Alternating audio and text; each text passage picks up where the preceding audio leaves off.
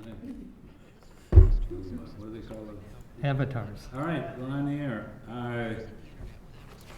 My name is Bill Horns. I'm calling to order this April 14th meeting of the Transportation and Transit Commission in the Easement room of City Hall. First I'll take the roll, or I think I'll simply note that in addition to me in the room are Troy Klein, Rich Tate, Gabriella Gerhardt, and Elizabeth Ward. So we do have a quorum, and absent with excuse, I think, is Mike Gurnitsky, and I don't think I've heard from Jason Strauss. I think he did reach out. Oh, he did? Yeah. Okay, then I missed it. So both have indicated inability to attend. So there's a quorum. There's nobody else in the room. Is there anybody else online? I don't think so. Members of the public for non-agenda items? Seeing none, we'll move ahead. Can I have a motion to approve the agenda? I move to approve. Thank you. Second? Second. Thank you. All in favor? Aye. Aye. Opposed? Hearing none, the agenda is approved. Approval of minutes. We have a copy of the minutes from last meeting. Can I have a motion to approve those minutes? So moved. Oh, second. Moved by Gabriella, seconded by Troy. All in favor? Aye. Aye. Opposed? Hearing none, the minutes are approved. We're just moving like crazy. The first review item, we're on to review items. The first one being review of the draft transit plan. The minutes, the agenda says staff have updated the city's transit plan based on feedback from the Transportation and Transit Commission. The attached is an update to the plan. So that is what we're here to discuss first this evening. And I'm going to start off by getting this off my chest and saying that despite all the great work by Andrew, I don't like the way this is going. I don't like the format. I don't feel that we have or at least that I understand what we're trying to accomplish here.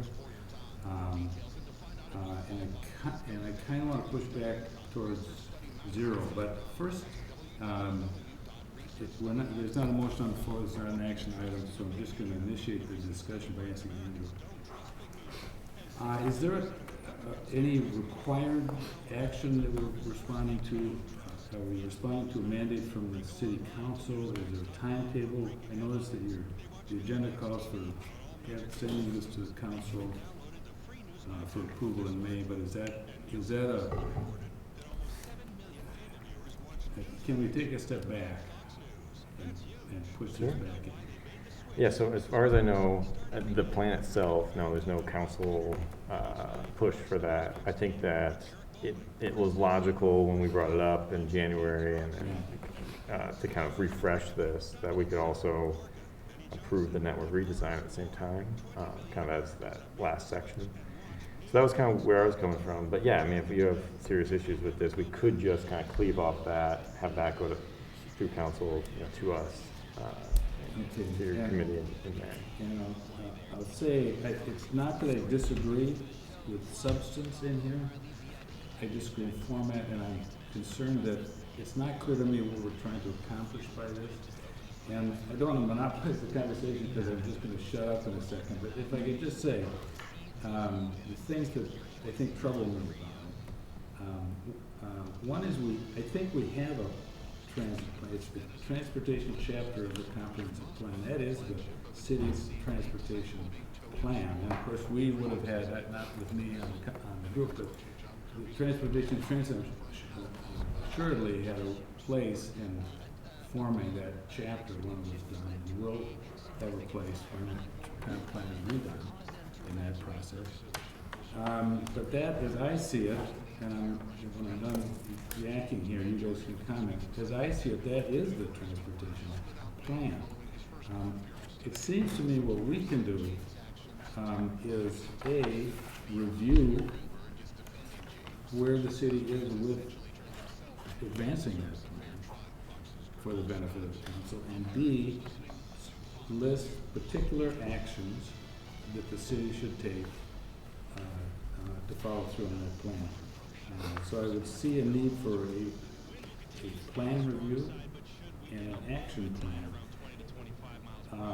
And to some extent, those things are in this document, but they're not quite presented in that way. And so those are my opening comments. That's my opening spiel. So, comments. Rich. I'm not in complete agreement with you. I think overall it's forward thinking, but I have a few things that somewhat bother me, and not so much with the dock as with the city as a whole. We are relying on Madison Metro. If Madison Metro makes changes, everything is different. Oh, let me back up 2 steps here. As far as this being in addition to comprehensive plan, we also have a bike and ped plan. We have multiple documents. We have a housing study. And if we were maybe to look at this as a study and not as a plan, I think that it would be a good document going forward. I think, though, that the biggest problem ahead of us is, well, one, we need to be able to measure progress. So and I like, there were some specific items listed in there, and I didn't want to say we're at 0 right now because we haven't adopted it, but I would like to have either a monthly report or somewhere semi-annual update where we go through and evaluate all the criteria that we're using to judge it, to see, did we make progress, why didn't we, how far are we, how far do we have to go? Just as what they were talking about 20, 30 years ago with SMART goals. Back with the Madison Metro, we can do a lot of things like partnering with B-Cycle and getting parking rides, but if the buses decide not to go there, we're stuck footing the bill. Is there any way we would have assurances from Madison Metro going forward that if we do put money in, that they're not going to pull the rug out? Can you address that? What do you mean by pull the rug out? Change bus routes. Sure. So we put up a bus shelter here on, let's just say, my neighborhood, and then all of a sudden there's no buses. Yep, so I mean, we certainly have a lot of say in the Fitchburg routes, as far as just outside of our boundaries. I mean, obviously. Yeah. Madison has, so- Well, they're dropping the routes in my neighborhood, and they're just making a Right. big loop Right. around it. And I understand it's a dollar and cents thing. Sure. And they did a lot more work on this than I have, but it's still disconcerting that they could, at any point in the future, and we build a parking ride and they say, we're not gonna go there anymore. Sure. You know, where does that leave us?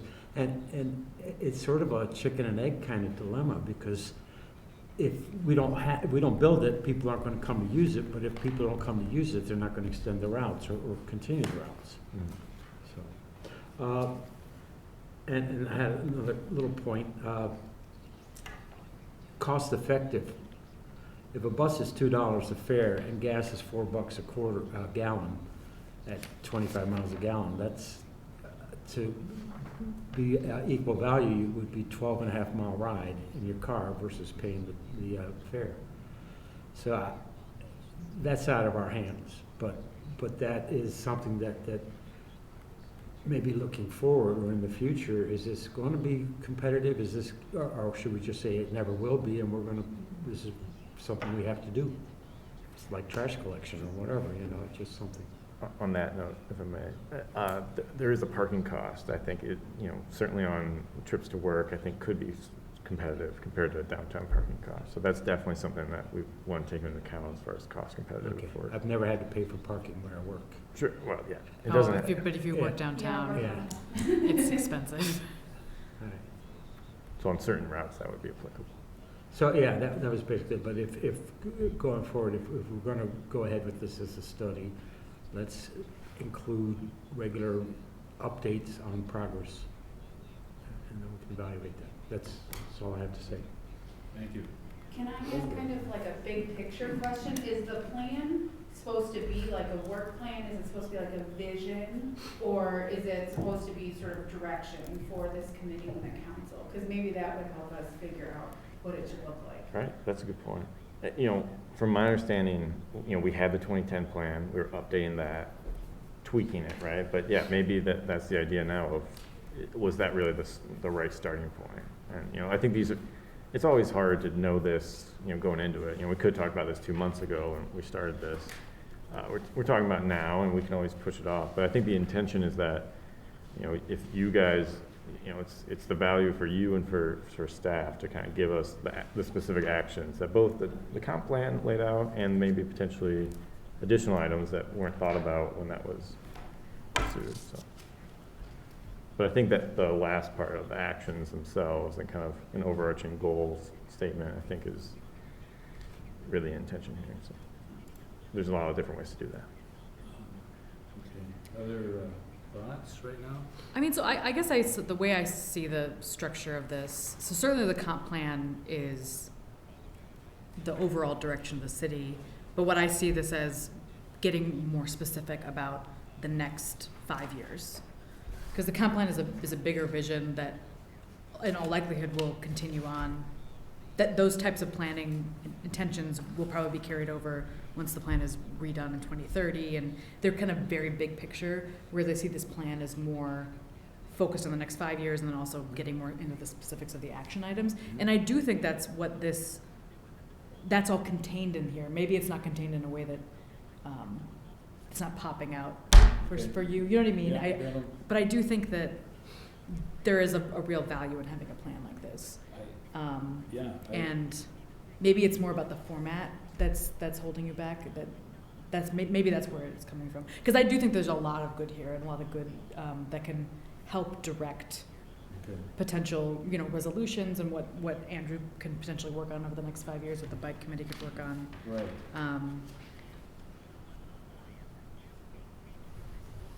Well, Good. my observation is that the only document that I think has got any legal standing in that sense is the ordinances of the city.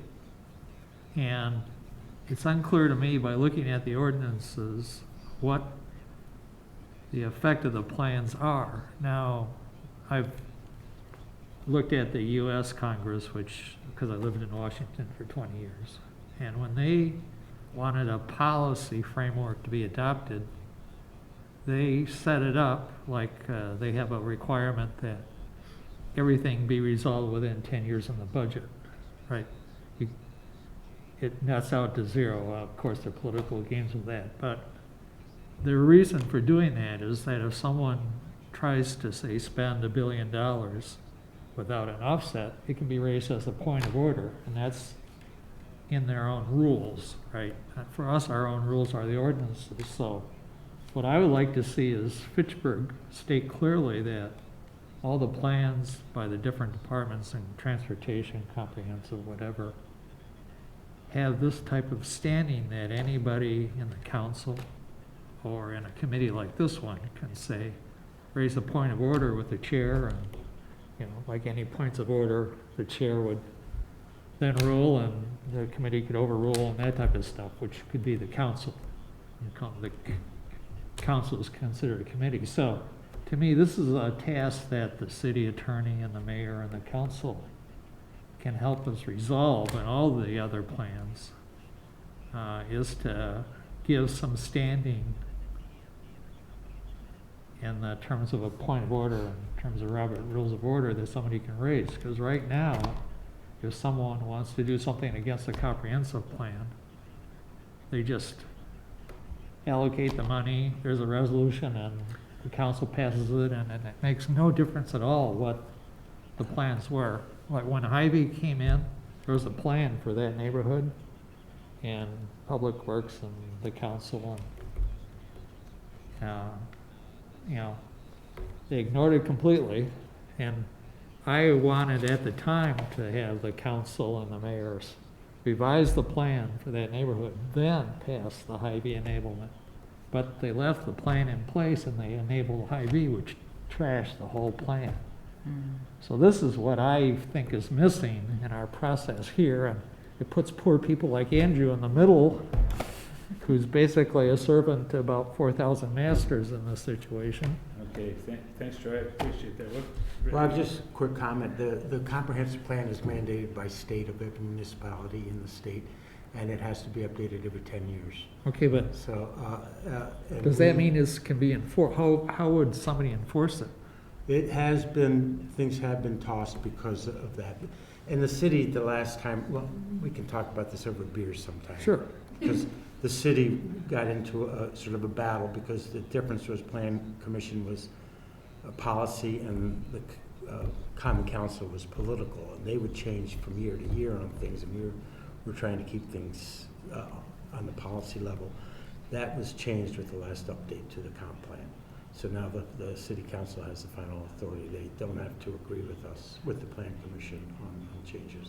But that just, my point was that it's everywhere and it is mandated by the state. Okay, yeah, and I believe that's true, but I don't know if, how that works. I mean, I don't know how that's, how you appeal a violation, so to speak, but that's another. Yeah, that's. Yeah, or I six mean, pack. I'm Yeah. raising this as a kind of a systemic issue. Yeah. And to me, our plan, and to me, the bicycle plan and the transit plan and the transportation plan, and then there's the neighborhood plans, that they're doing, and I'm throwing a dartboard and saying, well, which one do I follow? What if they conflict? What's the hierarchy? And it's not exactly clear to me as to, it's called standing, what the standing of each plan is, the big picture of things. If the bicycle plan conflicts with our plan, what happens? Okay, thanks for the With who? comment.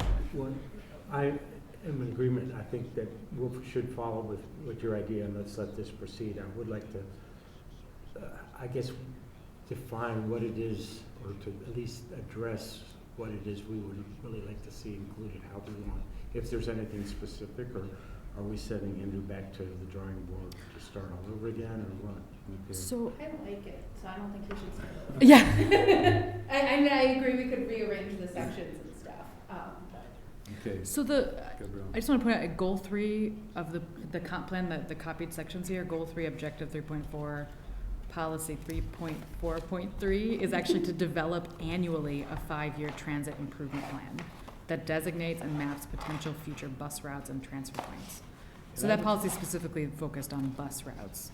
But they're all the other goals that are, like the action items that are in here, like paratransit services and moving seniors around the city, things that we've discussed here are all like in that list of policies. And I think this is a good opportunity to Should make that- it sort of an action. So I think plan, maybe the word plan is, it's a real too general of a word. It's kind of like an action, it's like an implementation plan, Should that be what we're doing? I mean, should we be reconceiving this exercise as pursuing that policy?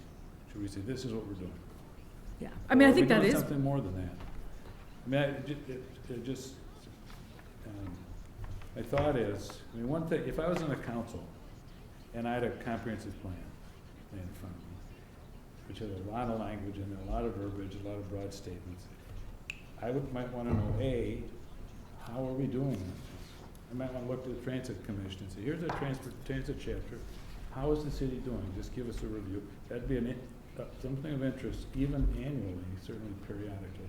Another thing I'd want to know is, what is your list, and there is a list in here of the actual things you want to do, not what your goals are or what anything else, but what are the things that you want the city council to do this year in this budget? Now those are two, that's a little different approach than what this is taking, in my mind.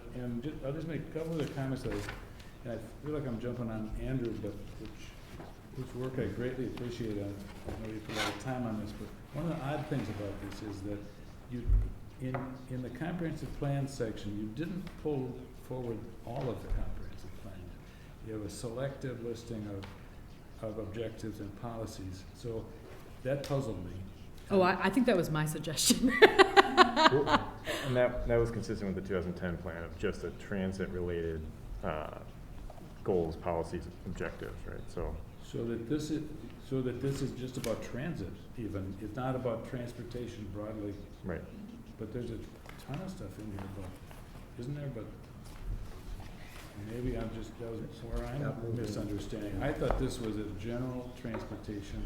No, I think it's the transit, right? So maybe that's the word Yep. that we're Yep. not on, we're, Well, I think Causing the he did confusion. take out elements. It is called a Right. transit plan, so I What's that? apologize if I totally misconstrued this. No, I think to the extent like park and rides and bikes are in there, it's more about how they connect to transit, Right. as opposed to being the plan for biking or for, Okay. it's kind of that like connection. Okay. mm-hmm. Okay. Well, I stand corrected, is No, that, I'm still think you're onto something with your first thought. And again, my biggest thing was two-part, with the dependency on Madison Metro, where we can't really make plans or initiate plans knowing that. Well, that's basically it. So I actually think there's potential for and this is what I hope over the next 2 to 4 years. So the network redesign is pretty close to being done. That will be implemented in summer 2023. And at that point, the routes will start running. They'll understand how they're working. They'll probably make some adjustments here and there. But at that point, Madison Metro will have the capacity to expand. So come August 2023 or whenever roundabout there, we can start having discussions about how to improve intracity city of Fitchburg. And we've had preliminary discussions with Metro about that, just briefly. Obviously they're focused on the Metro. But I do think there really is truly an opportunity for Metro. And because of how they're redesigning the system, my understanding is that they will have capacity to do some of that. It's just a matter of us saying that we're interested in working on that with them. And I think that can go part of the way towards, if we create a fixed route within the city of Fitchburg, that creates paratransit service within 3/4 of a mile that can solve some of the senior center transportation issues in my mind. Anyway, that's just my personal opinion. Obviously, there's going to be a lot of discussion leading up to that. But I think the fact that this plan identifies things like the importance of moving seniors throughout the city, the paratransit services called out, all those things are transit goals that, in my mind, that can contribute to a policy of improving intercity with Madison Metro specifically, and maybe fixing those microtransit options. So I guess in terms of my personal opinion about where the city might go, I think that's why I like this plan. I see the vision, the pieces that can be pulled out of this Okay. plan that can lead to policy changes. well, I apologize for my misunderstanding about that. I agree that it was a broader thing, but Rich, did you? I thought you. Well, the other part was just about the goals, that we really need to be able to look back and measure progress. Mhm. And maybe, there's items in there, there's a lot of work that went into it. And like I said at the beginning, I think it's a forward-thinking document. But I guess, how do we cover our butts when we're dealing with a dependency that we have no control over? And that being Madison Metro. So does that kind of just destroy, or maybe we should be looking at, what are our options and alternatives? I don't know. I don't have the answers. Mhm. Well, it depends on how fast you think such an abrupt change would occur. Well, yeah. Because if you think you'd have a year or 2 years notice or whatever, like, let's say Metro goes out of business for some reason, who knows, just hypothetically. Well, it's unlikely that the state and the federal government would just let it happen. I mean, they would probably step in and do something, to give all the municipalities like Middleton and Fitchburg especially, some alternatives. But if you want to have a 30-day capability, we're going to go a completely different route as opposed to a 2-year. So part of it depends if you're worried about contingencies, because the staff is going to have to do the planning for any contingency. Let's say we buy land and put in a parking structure for a parking ride at the south point of Fish Hatch. That'd be wonderful. It's something I've wanted for gazillion years, but we could put a lot of money into it, only to have them say, well, we're not gonna go that far. Well, You see, know? I actually think it's kind of about a relationship. Like, if we have this transit plan, this hasn't been updated since 2010, so right, Yeah, it's yeah. way out of date. So, like, I personally, like, if we approve this for the council, like, I would love to take this to Metro and be like, this is our plan. Like, let's start talking about how we can move towards, like, you helping it, because, and they, you know, Metro's changed a lot over the last year. They have a new GM that started like a year and a half ago or 2 years ago, Justin. Justin S. Yeah, so he's like it's a very different leadership than it was even a couple of years ago. And so I guess they seem to me that just in my experience, I've also been on the council for 2 years, but they seem interested in building a relationship with the partners. That's more a conversation. So I see the transit plan as like a tool for us to work towards that future, rather than I think we can use this as kind of to clarify to Metro what we want. I hear you. That's Yeah. good. But does Madison Metro involve any of the served suburbs on their corporate level or higher top echelon or whatever, or board? Do they have people from Middleton and Sun Prairie and Verona and Fitchburg that are all inputting into these grand ideas that they're coming up with? Or is it just something where they're over there on East Wash and just decide something and then let it fall down? I don't know the answer to that. I know they've been, it seems to me they've been pretty forthcoming about, coming out to talk to us, to show us Yeah, stuff, yeah, and sure. this is what they're doing, and taking input that way. But I don't know the answer to that question about formal Do you know? participation. I don't think there is formal participation on their board. I know the Transportation Planning Board, I believe that has Alder Dell on it, I want to say, but I don't believe that that's the direct line to what is approving. That has the Fitchburg representative? Right, exactly. So, I mean, that's a good point. They're not RTA, they're Madison Metro, right? Yeah, But I will say that all the other partner agencies, you know, City of Milton, Sun Prairie, you know, they're interested in expansion, right? And I think from the capacity improvements that Madison's making, they're able to serve that, right? Now the question of where a particular route goes, that sort of stuff, that nuanced decision making, that's always going to be left up in the air of what kind of makes the most sense regionally, right? Where, They have reached out, and I'm glad I didn't go to as many meetings as I probably should have, but I did go to a few. Yeah. Okay, Elizabeth. I was just gonna say, I think a lot of the action items in the plan are really around the actual routes, and there's stuff we can control, and it seems to me like it'll make the transit system function better, which seems like Metro is less likely to pull a route that's working really well, because there's a parking That's light true. on it, and people are using it. And I'll also add, I went to the Beltline meeting yesterday, whatever day that was, and they had really talked about transit, and in addition to some expansion things I wasn't a fan of, but they had really talked about BRT parking rights as part of the solution. So it seems like if we had a plan that says we see the list for Fitchburg, that could be incorporated in what they plan to do to help with the Beltline as well. And that would be state money, was that money that could help with that. Well, I consider myself educated better about this, and I apologize, I really did misunderstand the scope, intended scope of this, even though it was in plain words, transit plan, not transportation plan. And I will say at this point, I don't have any other large comments on this. I mean, I have some little picky editorial things, but did anybody else have any other suggestions to Andrew about this document? Yeah, I took a while for me to get everything done, but I sent Andrew a copy of some updates and Gabriella, because that affected the comprehensive plan, so. Which, to me, anything we do needs to be tied with that, and when I wasn't sure when I was thinking about all this that's when I started saying, well, who supersedes what? So I think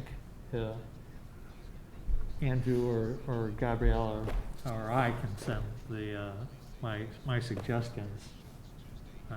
I can do that after the meeting myself, actually. I'll do that.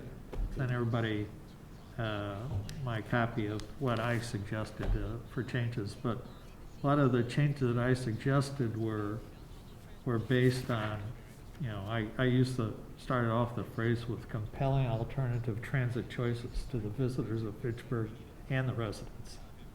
And I think we need to view this as a sales document to our audience, and our audience is the council, the mayor, and the public and resident and visitors, because, you know, we have a lot of through traffic from Oregon and Stoughton and, you know, probably even Janesville that come up 14 or, you know, through Fitchburg.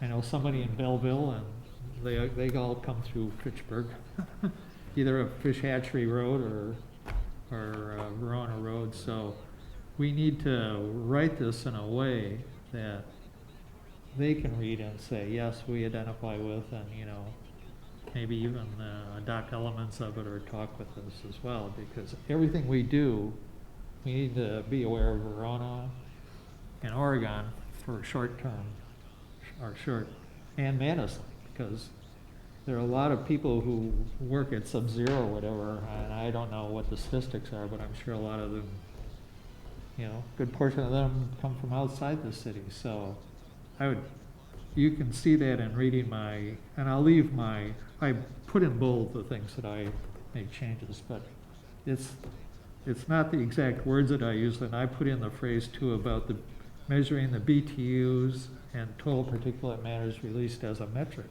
because one of the comments I made to the Beltline study group when they had a request for comments is saying, makes no sense to me at all to make, you know, more efficient to pour more people through a transit corridor if the pollution goes up. And you know who lives next to the Beltline? It tends to be poorer communities who have more health. So there are a lot of things I think we have to consider when we're writing this document, that we have secondary goals, not just our primary goal of transit. Understood, but we do have to think of a timetable for what we're doing and how to do it. Now, so you have some suggestions in writing.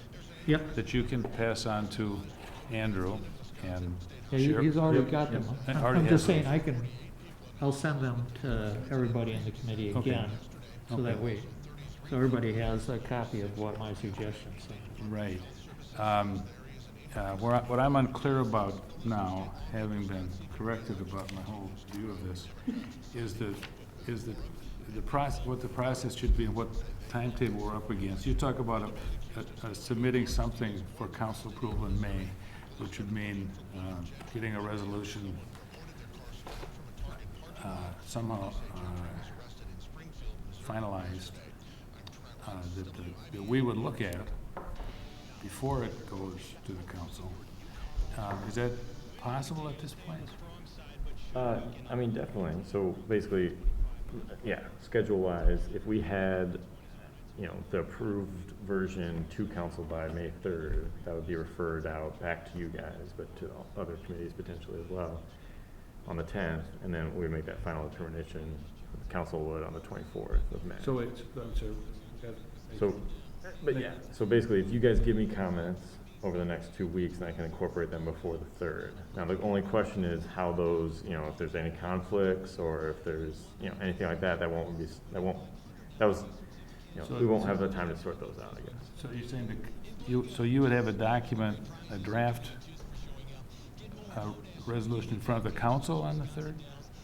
So we refer out back to us, you know, back to you guys and other committees on the 3rd. Yeah. Or, sorry, I would put it in on the 3rd. It would actually get referred out on the 10th. Yeah, I'd go to TTC and Bike Committee in time Okay. for that. And I believe Bike Committee's planning to meet in May. So if you took comments I think- and did your best, or did your usual good job of incorporating those or creating a new draft, we would in fact be looking at it, that new draft. That would get referred back to us by the council, and we would have an opportunity then to additionally Yep. edit or amend Yep, exactly. at that time. So maybe there's not a problem with us, you know, giving you a handshake, go forward with what you have and reflecting as best you can Troy's comments or other that you get. Mhm. Do other people have any reservations about that process? No, I was curious about what action we're actually going to be taking. And if I understand it right, you're just going to say we approve this as it's being given to the council for cleanup. Yeah, it's not, it's not an action item. This, on our agenda, it's not an action item, it's a review item. So we're It would be in May, an action Okay. item. When we're done with, I had a question regarding something I heard in there that is not really kind of related, if I can slip that in. Okay. Could you tell us about transportation management programs that you mentioned in the plan? Sure, yeah.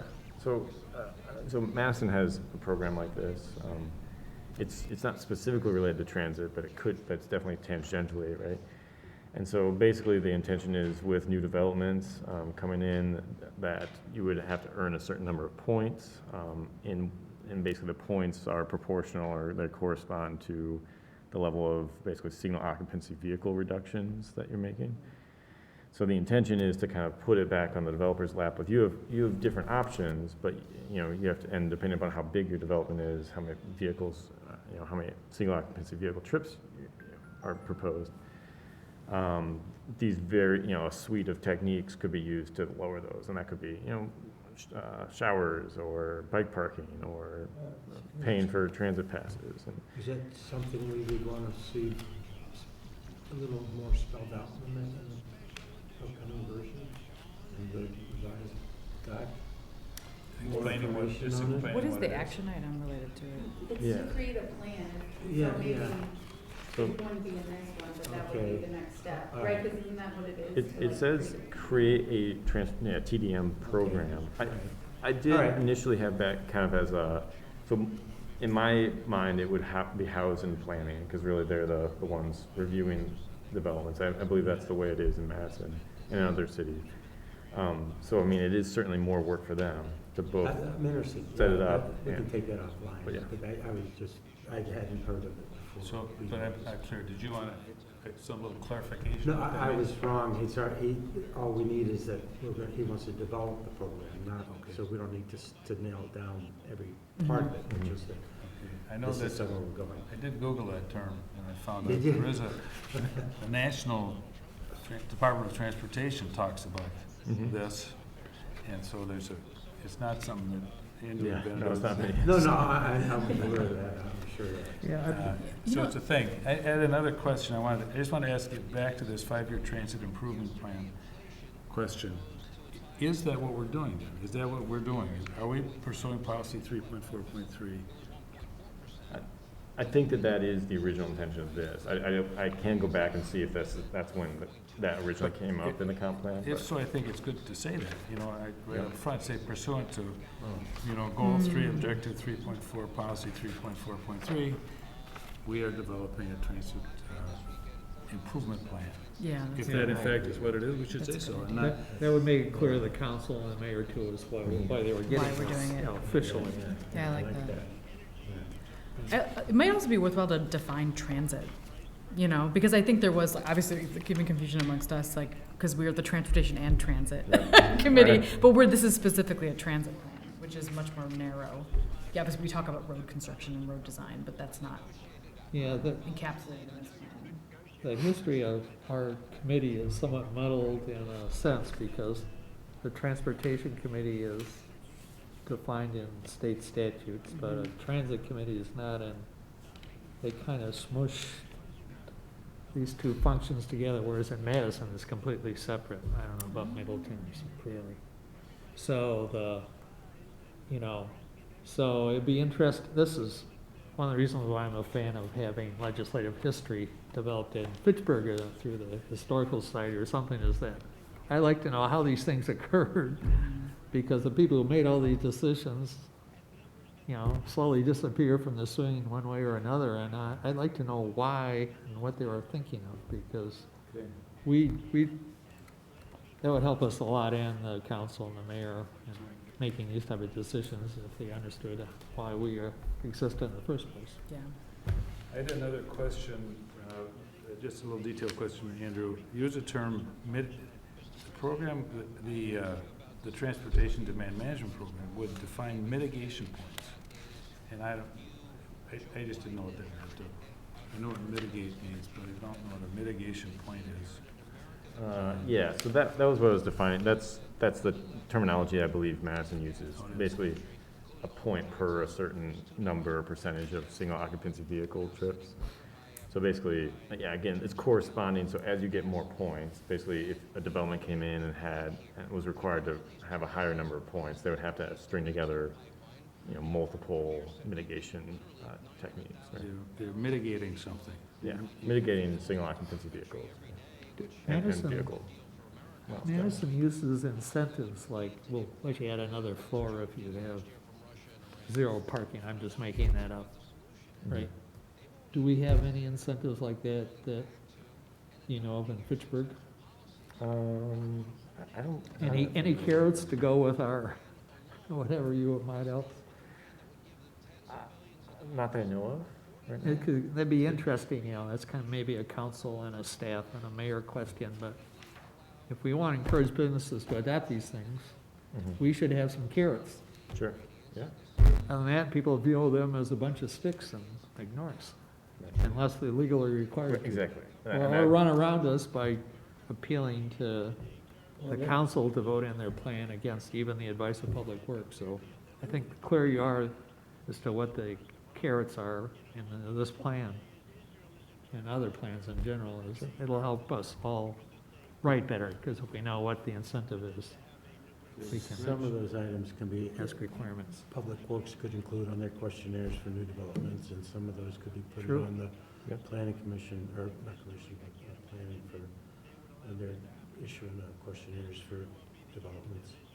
And whether or not they comply or not, at least it's something that's out in front, A lot of this, staff actually functions, does 90% of the work on this type of incentive, interpretation of the rules, and, we'll let you have this. And my reading of all the documents that come before the council for approval is that you guys do a lot of this stuff already. Mhm. But it makes sense to make that clear, what the transportation and transit aspects are. Yep. That we can emphasize here, or maybe even build off of, because the developer will then read this and say, oh yeah, if I put in Right. 10 bike racks per Yep. 100 people, then, they'll let me put another floor on it, making that up, right? I see. Yep. No, that makes sense. And also, I know developers just appreciate having it all written out, so Yeah, there's no they're- surprises. Right? They have legal beagles too, and, Yep. they little legal beagles love a formula. All right. Other suggestions for Andrew about this draft? I have a couple of small, just like word Sure. edits, but Would it be okay if I put it on the cloud version again? You guys can kind of all edit. Okay. Okay. And I'll put in. Yeah, Sorry, Troy's- my word processor, I don't use Microsoft Word, so I looked at the compatibility of my document Oh, tracking okay. system, and it's like, no way. Yep. So I'll put yours in, and then I'll post that for you guys to edit. So, yeah. But I'll send my copy, and you'll know what my suggestions are, because I changed everything to bold, and in a few cases use yellow highlighting to. So what is Show your my deadline for yourself, for your Yeah, next That's a good draft? question. So I think reasonably, it would be great if I had the week of the 25th to incorporate those, so that we give you guys a week to get them in. More than a week. Today's the 14th, so. Yep. Till the 25th, you said? Yep. So, and I think it's important that we get that in, and so we minimize, the more we get in before it's done, the less time we're gonna spend haggling at our next meeting about changes. And to be fair, we can always update it next year. So that is always on. Is it your idea, sorry, Rich, but given the fact that this is supposed to be an annual review, is it everybody's sense that pursuant to that idea that we'll be doing this once a year? I think that would be the plan. That is the goal, right? And obviously, we've slipped up for 10 years. or more. for 10 years. But I think getting on track, and obviously, there won't be as many changes every time. So, and it'd be maybe more of just here's where we're at, from a metrics perspective. Yeah, it makes sense, Gabriella has a notebook where she writes down all the ideas that she has, but, you know, if you know that as committee members, it's gonna be addressed every year, then it'll become like, oh my God.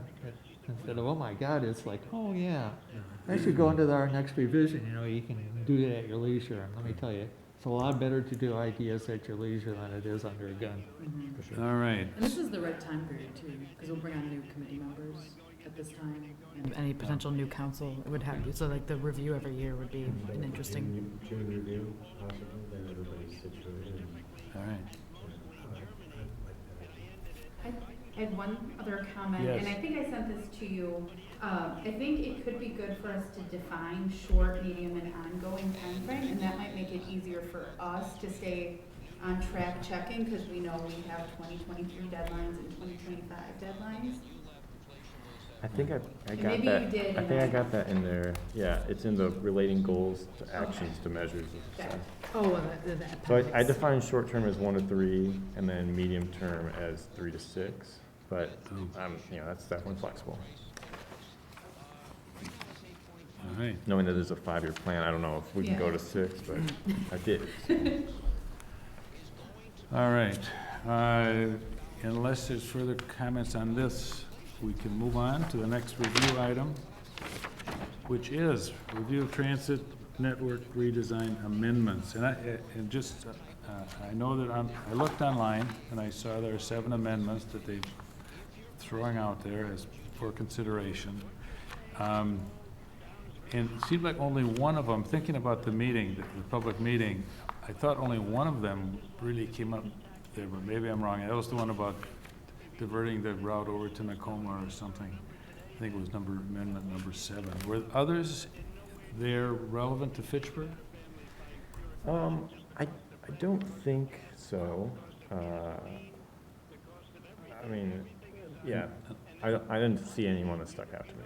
Unless it was old loops. I guess there was a discussion there about somebody from Swan Creek getting downtown, and the new system was gonna change their, were those old proposed amendments, are those the ones that the Metro guy was talking about as possible ways to help this person?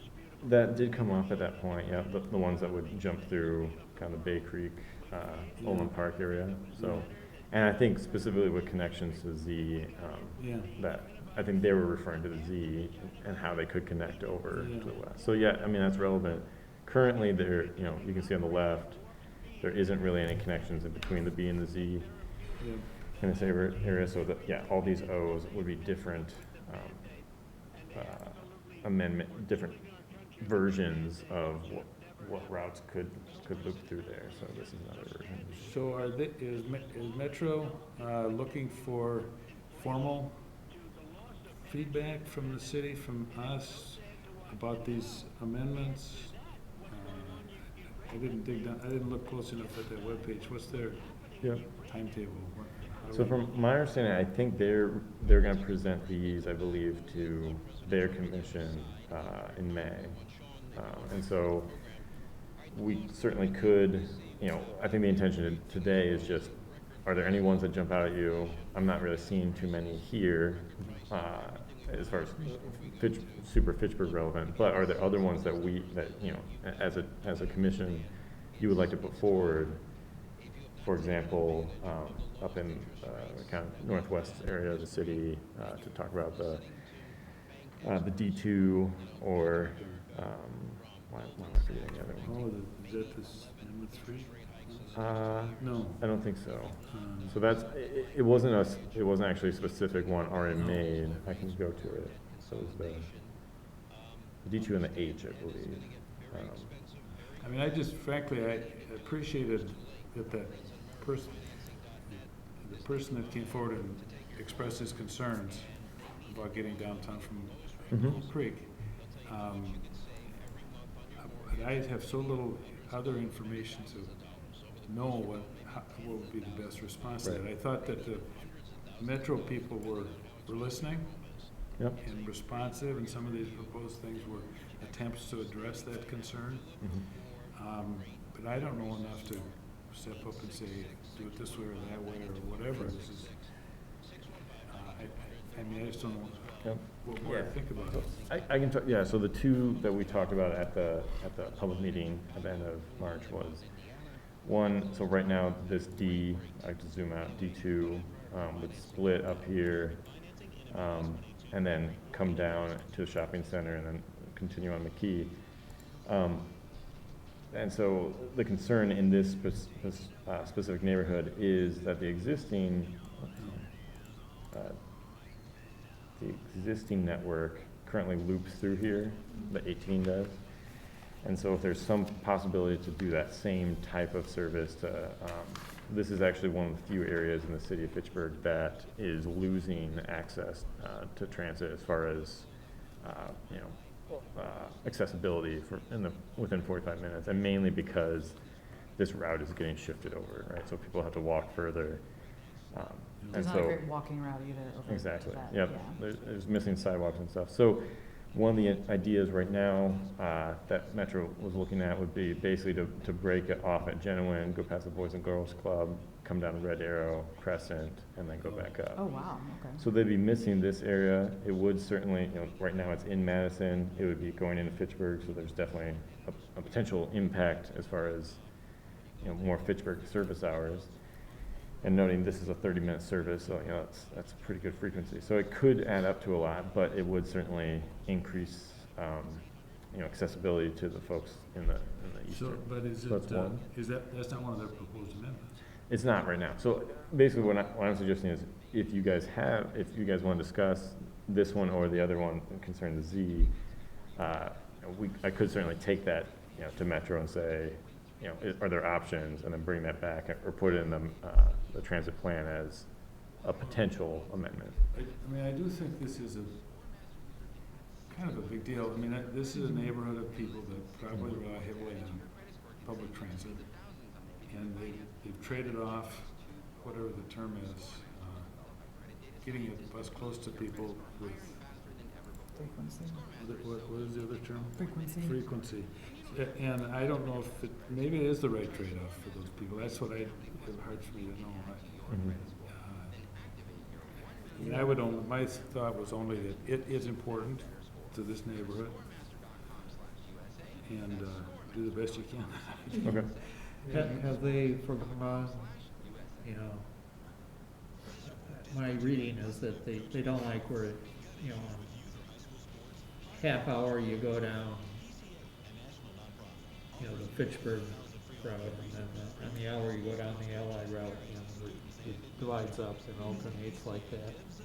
Is that That wasn't necessarily what we were talking. So right now, the potential proposal would be that it would not cover this portion of Allied. It would instead come down, go on Genuine to Red Arrow to Crescent, back up, right? and then go over. Is there a way to do both? So every hour, go to one. Alternate to give people, people would have to, if they want to do it on a half hour on one of the. That's always an option. It does get confusing, right? Yeah, I would never know which one to go to. And there's always a price tag. Sure. yeah, right, and that would cost both the city and, Yep. and Fitchburg more money. And so with both of these, and this is an action item, but if you decided you would like Metro to look at these, we could kind of ask for a formalized amendment and see if, As for what? like a formalized amendment from them and cost this Oh. out. So that by next meeting, we can have that on as an action item. Okay. Should we make a motion to that effect, or? That would be appropriate. That would be the way, It'd be under a new business item.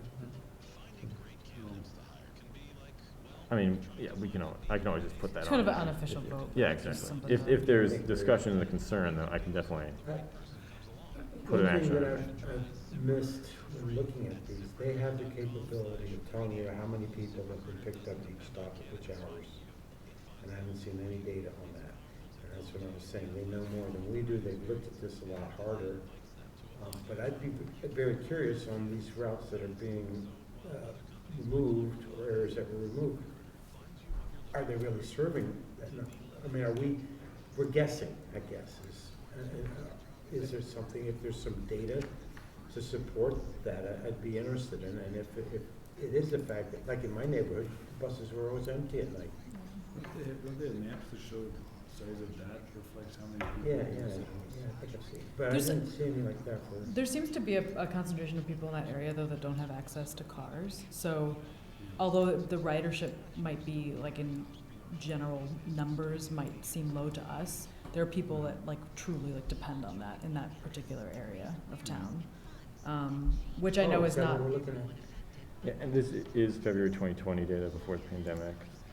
But, yeah, so each dot size represents the, I believe, number of boarding passengers. So we only have data on boardings, we don't get them as Yeah, a. that's all they do.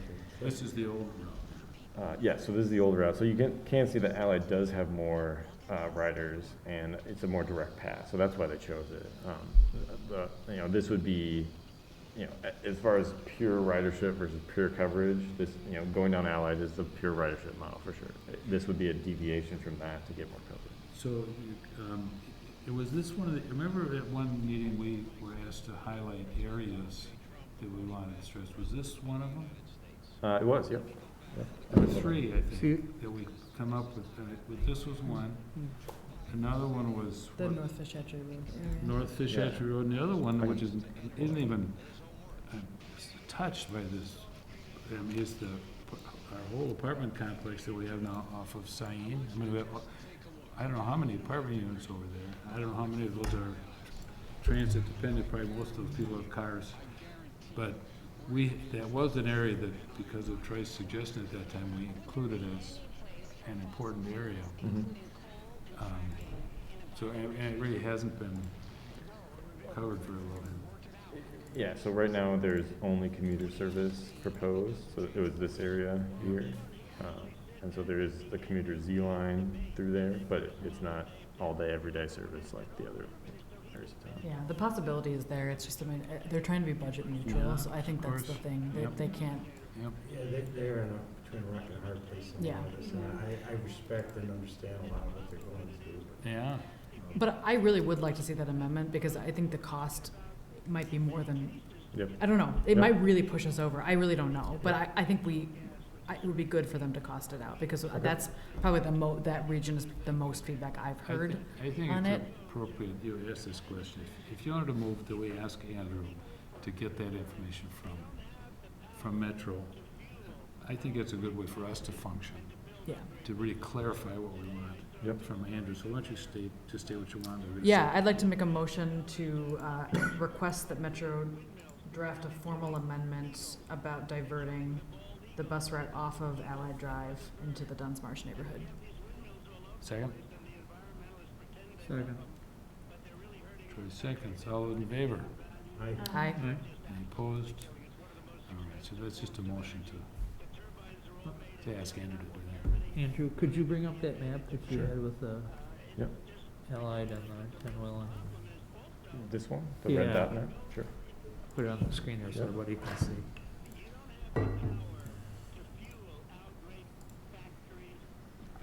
See where those two dots are there and Here. these two right there? Yep. If you did a route that came down, that went on that street that connected the two dots there, right? So you come General? down from MacArthur's. MacArthur Trail to that point there on Denwillen, then go over to Allied Drive, Okay. and then, This way? right, so in essence, I should just, you would, the people who live right there at the intersection of, There you oh, Oh. oop, Click the back button. Sorry about that. lost in Google, My man. mouse is more sensitive than Alright. I thought. and look at the difference So- in the Yeah. size of the dots. This what we're this is talking the about. actual. Downtown Yeah. campus. This is the proposed, just so you know. Full but- buses. So like, the proposed, oops. Oh, there we are, okay. So instead of going right down Allied here, to instead go down here and then over and then down. And that would just miss this route here, but it would address, looks like, most of the riders here for us. Mhm. So we would not get these here, this one it might be, I'm not quite sure. But, you know, so I'm trying to think of a way to Sure. have, Yep. Can you get the zoom most in? riders from both streets. Can you zoom in? Can we see the streets a little better if you Yep, zoom in, yep, or are for they sure. gonna be? I think they show up, yeah. Yeah, okay. So I think he, It's that Tro- red arrow and crescent though, that's the issue. right. I think is really what I've heard from But- residents. I think what this information, I can go back to Metro and they can, you know, come up with some options. I think right now, we've been talking about genuine, and obviously, that does come with some implications of, there's parking on both sides right now, is that gonna be big enough for 2 buses to pass? Yeah. So there's other considerations as well, but I think, Oh, you know, that's- they can give us some options, basically, similar to the other amendments.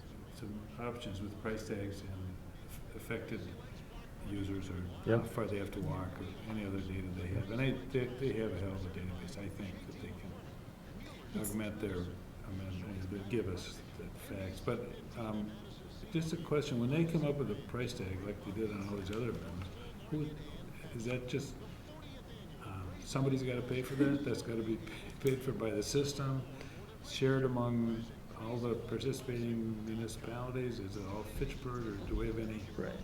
It's just boundary, right? So in this case, we're on the boundary, so if it is in Allied, then, you know, in different stretches, then that's Madison, and if it's in the Duns Marsh, you know, Belmar neighborhood, that's on Fitchburg, so. They should definitely come through down to Madison Street. Right.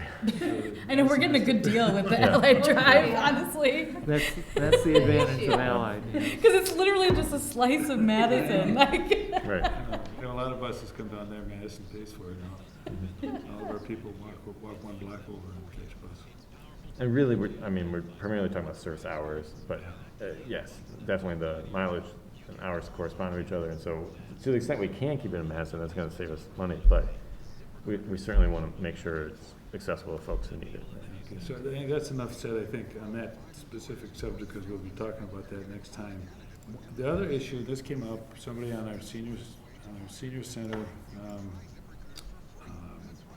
Friends of the Senior Center raised this at our meeting, was the problem we're all well aware of, that you can't get from Pick and Save to here. You can't get from that, whatever that shopping center is called, where Great Dane and Pick and Save are, to here without going, on a bus. You used to be able to, but you can't do it.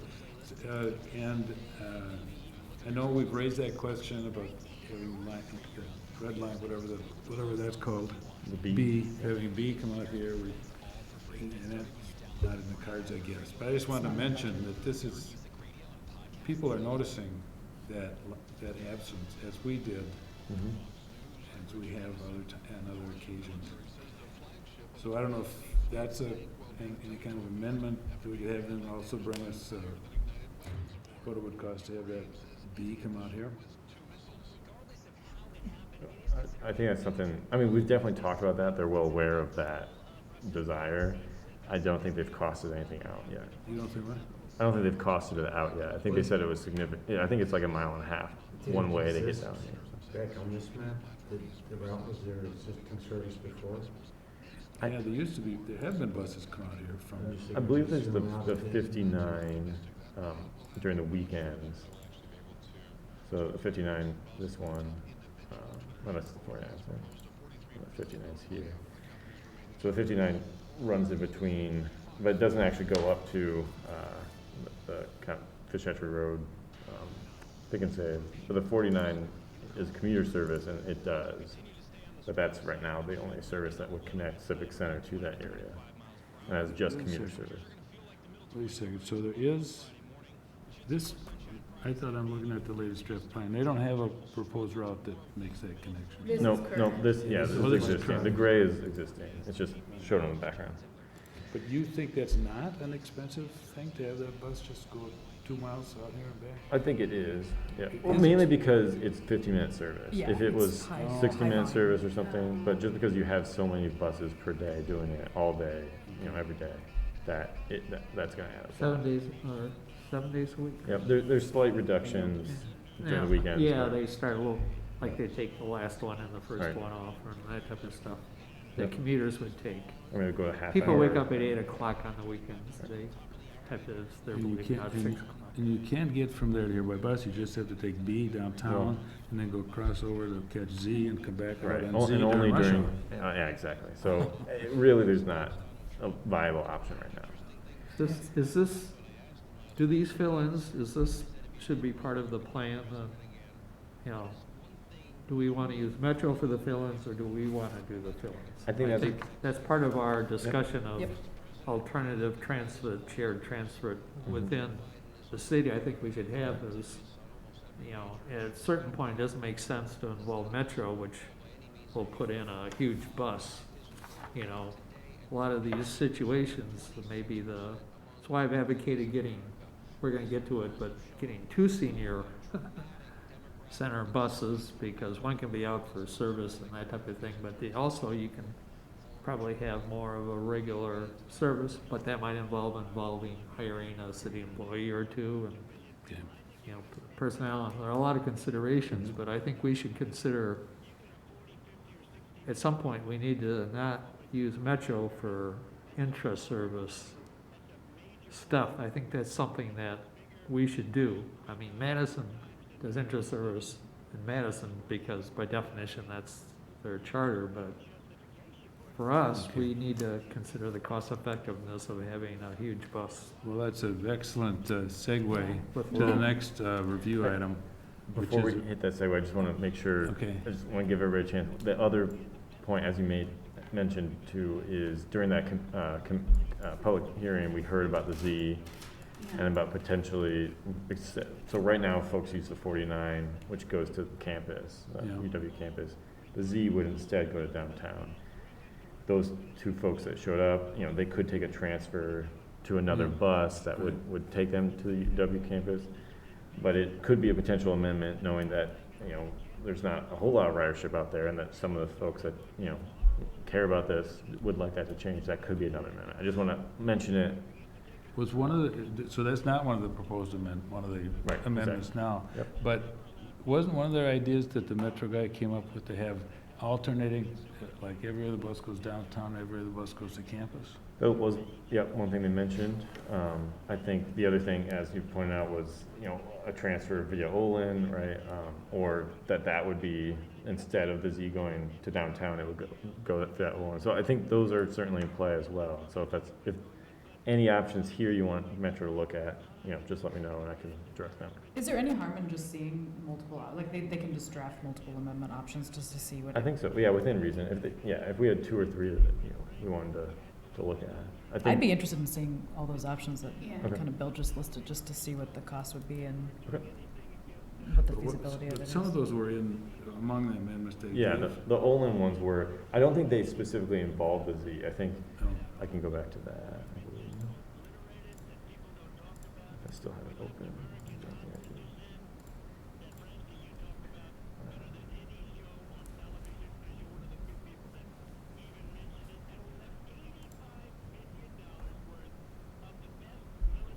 Sorry.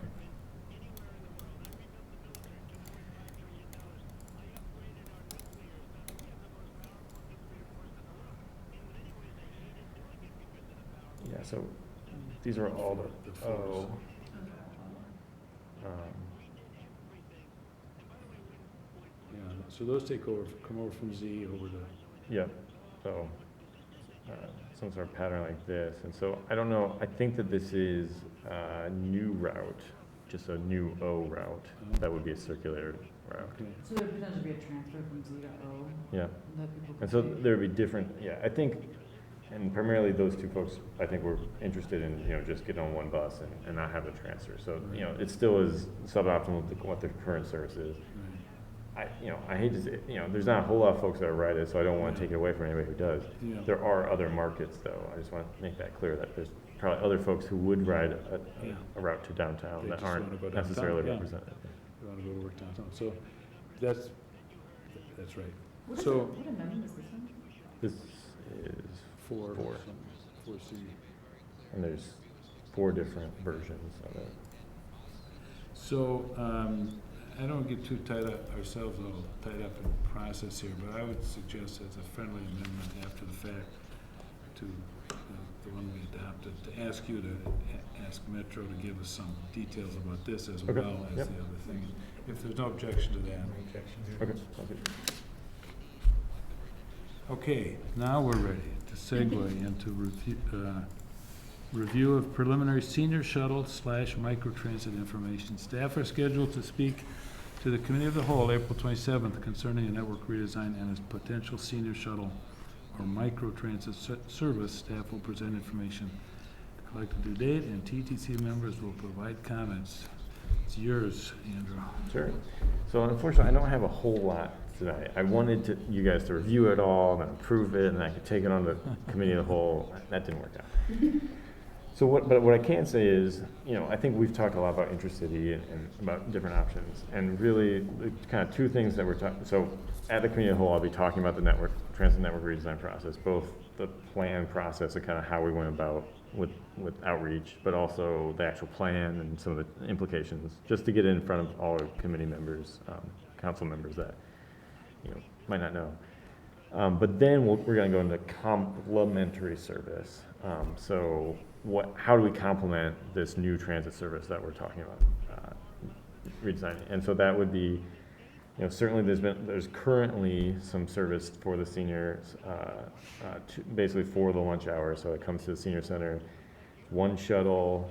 It's funded by Dane County, but other jurisdictions have, in lieu of taking the shuttle, just taken the money and then had their own shuttle.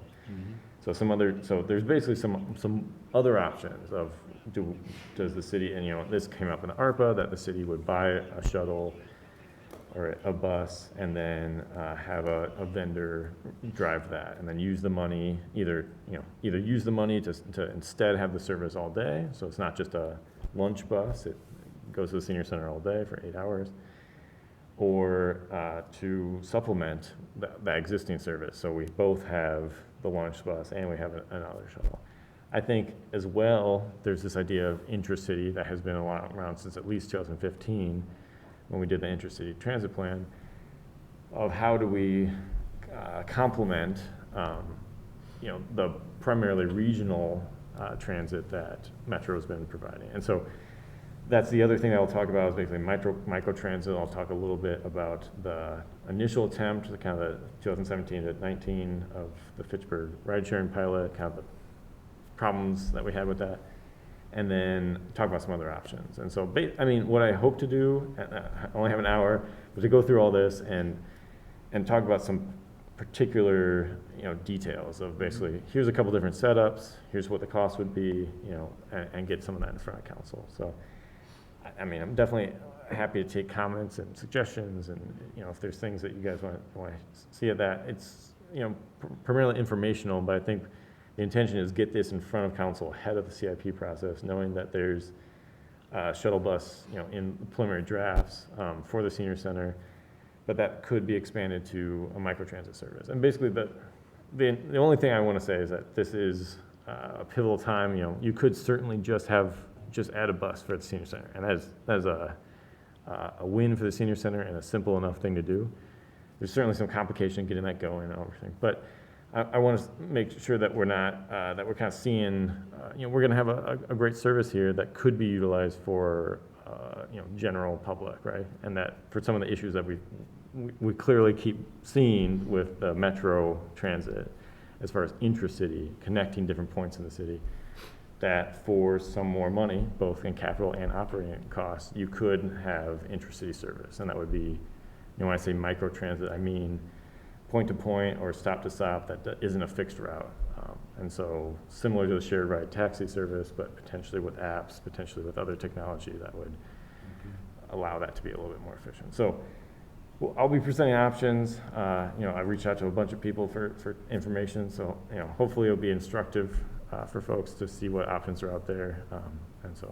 But yeah, any questions with that? So I'm not sure I quite followed everything you said, but I'm understanding there are two ideas. One is to just have a shuttle bus that the senior center has and can bring people back and forth from their homes all day long to get them to the senior center. The problem being that the existing county-funded bus,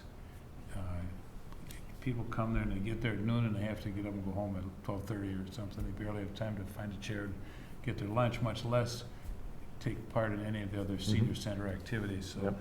I know that Jill's concern, the director of the senior center, is that we got to have a way to get people there in the morning so they can stay for a few hours and participate in things. So that's one issue. The other is that when you talk about micro-transit, that's all about connecting, like getting people from Pick and Save to here, or Exactly. from that Yep. area to here, or from Allied Drive to here. Those are the kind of concerns that addresses. But I think you also were suggesting that maybe the best solution will do both things. Potentially, yep. I mean, basically you have drivers and buses, right? And the question is who's getting on the bus, where are they going, right? And so if these things tend to do well with scale, right? That if you had 4 buses, you know, really you're talking about peak demands, right? What's that peak level that you're going to want to satisfy? And so what's great about the senior center is that it is kind of off-peak. It's not the 7 a.m., it's not the 5 p.m. So it does really kind of have that peak demand smoothing in the middle that you could serve, you know, that market as well as other folks. And so I guess this is just a good time, I think, for the council to consider this as an option, knowing that there are some glaring issues about people getting around town. And this would be a good time to look at those. Not necessarily, I mean, it's definitely gonna cost more. We're looking at net cost per shuttle, you know, even just running a modest amount, you know, like a 6 to 8 p.m.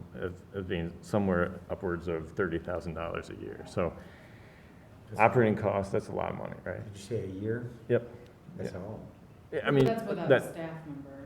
so Yeah, that that's- would be the net like operating cost after grant funding, right? So, I mean, it's still per bus, I mean, that could be a lot, right? It could certainly add up quickly if you need 4 or 5 buses, right? So, and, you know, those are preliminary, and so certainly we're still working on that. But I guess I just want to make the point that it's both a capital expense and an operating expense, and trying to make sure, you know, we can always start small and scale up. I just want to make sure everybody has the knowledge now. But you're going to be pulling all this together for the committee of the whole on the 27th. It's kind of an initial discussion. Initial Yeah, Yeah, exactly. it's not, Yep. no decision. And so we can talk about it more at our meeting Exactly. in Yep. May, Yep, having the benefit of watched that or heard that. yep. One thing I'd be interested in, you might not have time to do this, but one thing I do want to talk about is, you know, if we do create a intracity bus route through Madison Metro, that comes with paratransit service. So people that are truly immobile, that can't get to the bus stop, could potentially be eligible for paratransit, but that only exists if there's a fixed bus route. And that So- has to be a certain frequency, right? Yeah, it can't be commuter. Yeah, it'd have to Yeah, be it all has day. to be at least every hour, I think. Or I don't know if there's a, I think it's 60-minute headways, like Yeah. throughout the day. It can't be. And both Yeah. ends of that both ends of the paratransit ride have to be within a certain distance of a route. In other words, you couldn't get somebody on a bus. If you had somebody who wanted to get a paratransit from way over on the west end of Fitchburg, and they live right by a bus, but they're in a wheelchair, can they get brought over to Pick and Save? I keep saying Pick and Save, but if they It has wanna- to be near a bus route, so Well, that is near a probably. bus route, but it's not near a bus route that connects those two places. I don't think that matters, though. That doesn't matter? I don't know, think so. Yeah. I'd have That's to, the question. I'd be interested in learning more about paratransit and what the Mhm. rules are, because Yeah. like, if we could create an intercity bus route through Madison Metro, we don't have to deal with any of the capital costs, we don't have to deal with hiring staff, managing a third-party system. We just add on to our current existing system with Madison Metro, which in terms of administration is simple. Yeah. But it might serve the purpose of both letting seniors that are mobile, that can walk to the bus stop, they can get on the bus and go to the senior center. Seniors that are immobile, that can qualify for paratransit, could get the same service door to door.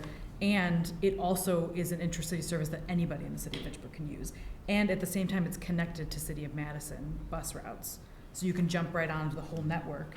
And then and that's the paratransit, the benefit of paratransit expanding it in the city of Fitchburg is that someone paratransit can go into the city of Madison.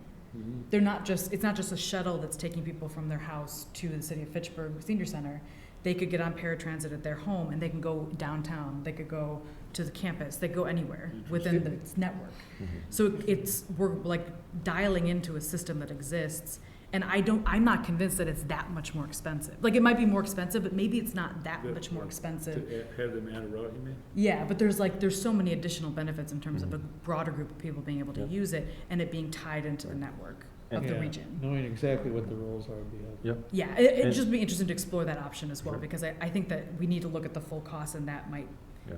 maybe it's not feasible next year, but maybe a couple years down the Yeah. line, and that's a more long-term solution versus a short-term solution of a shuttle. And to be fair, that is exactly what Sun Prairie has done, right? They had Okay. a shared red taxi system for a long time. They're trying to get an intercity loop, right? Like a circulator that would basically circulate to their BRT route, or, you know, Yeah, I think they've actually designed a BRT station with that in mind. exactly. And that's kind of the reason why this plan, our transit plan, if it's all planned in anticipation of BRT and maybe an intra route and maybe a modal I have passed along some suggestions at different times, but the further ahead you have this in the plan, then when you want to situate an intermodal and a BRT stop, then you can buy land ahead of time, or I suggest, maybe the Summit Credit Union area or that Walgreen, who knows, right? Whatever you put it, then you can have some synergy involved with the neighboring uses, so, but you have to do that ahead of time, because real estate is not gonna become more plentiful in the future, it's just gonna disappear in terms of our perspective.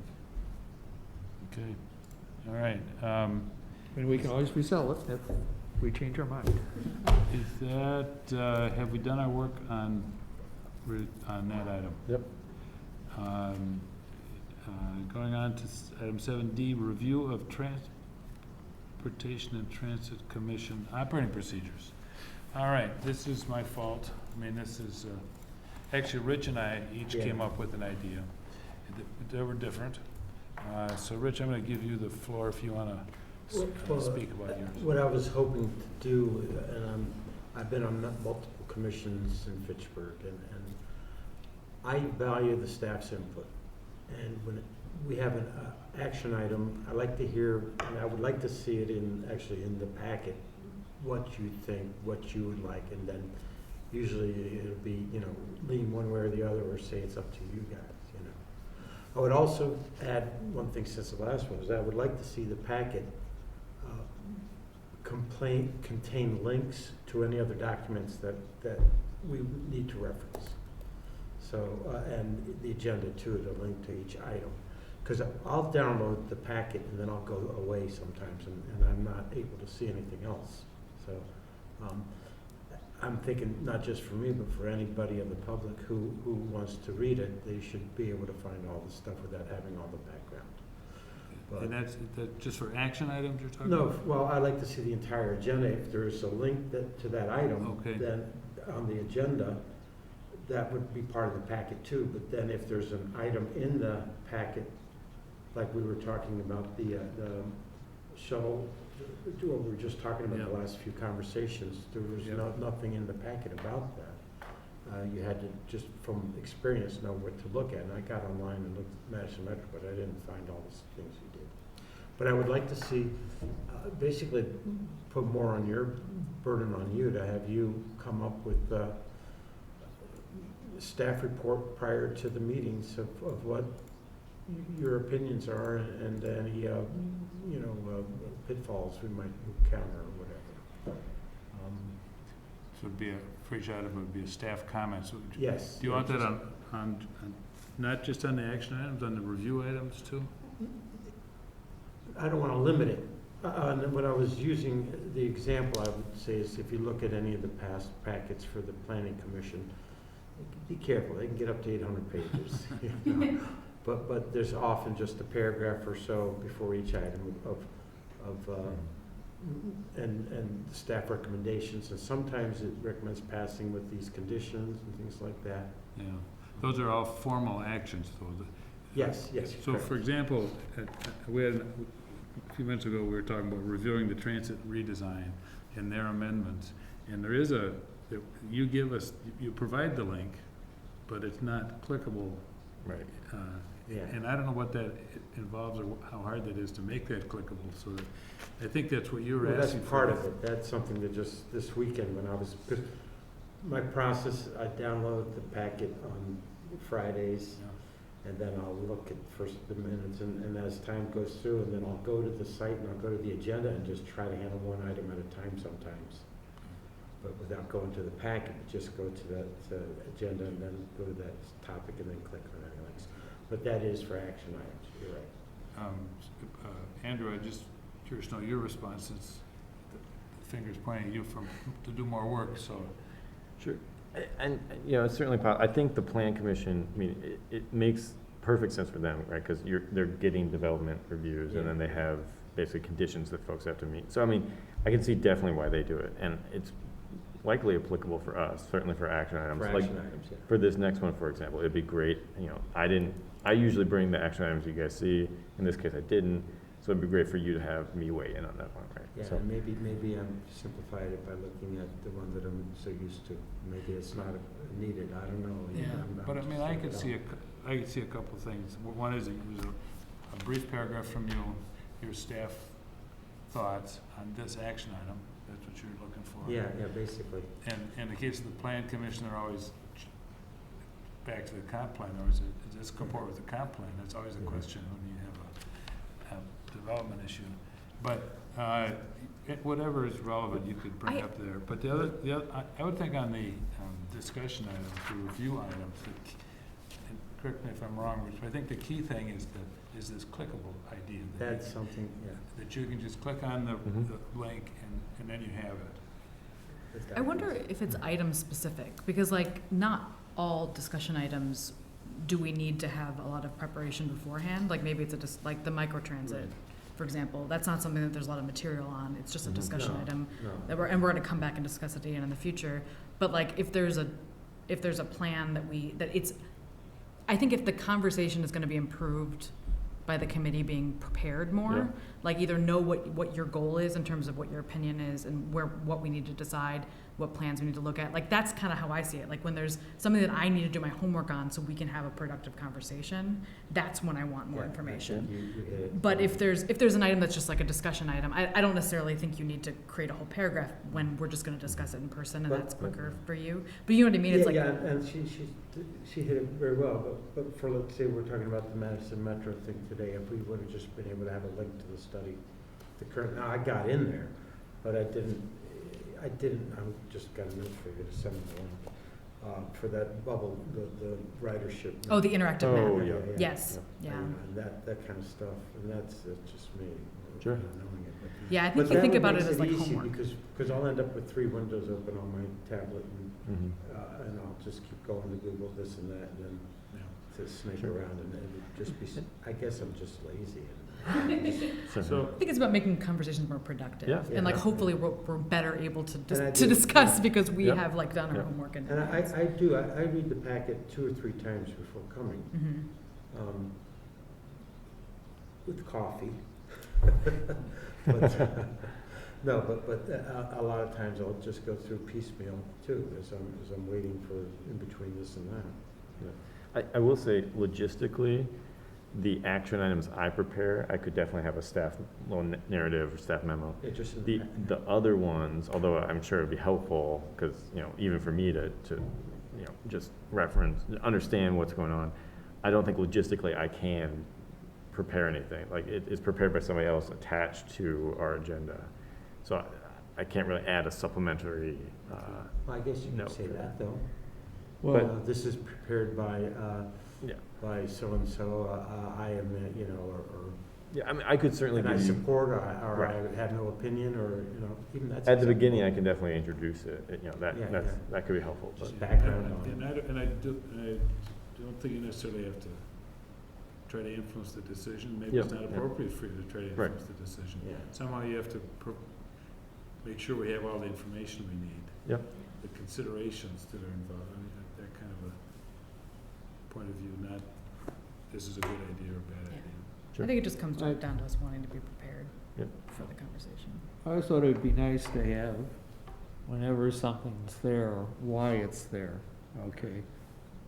This was forwarded by the mayor, or forwarded by Council Gerhardt, who requested a referral to the TTC, or there's, knowing how it got to here would be a big help at times. And sometimes it's like, this is part of policy, like we said, you know, our 5-year, this is part of policy, this is my initiation observing the requirements of policy XYZ, you know.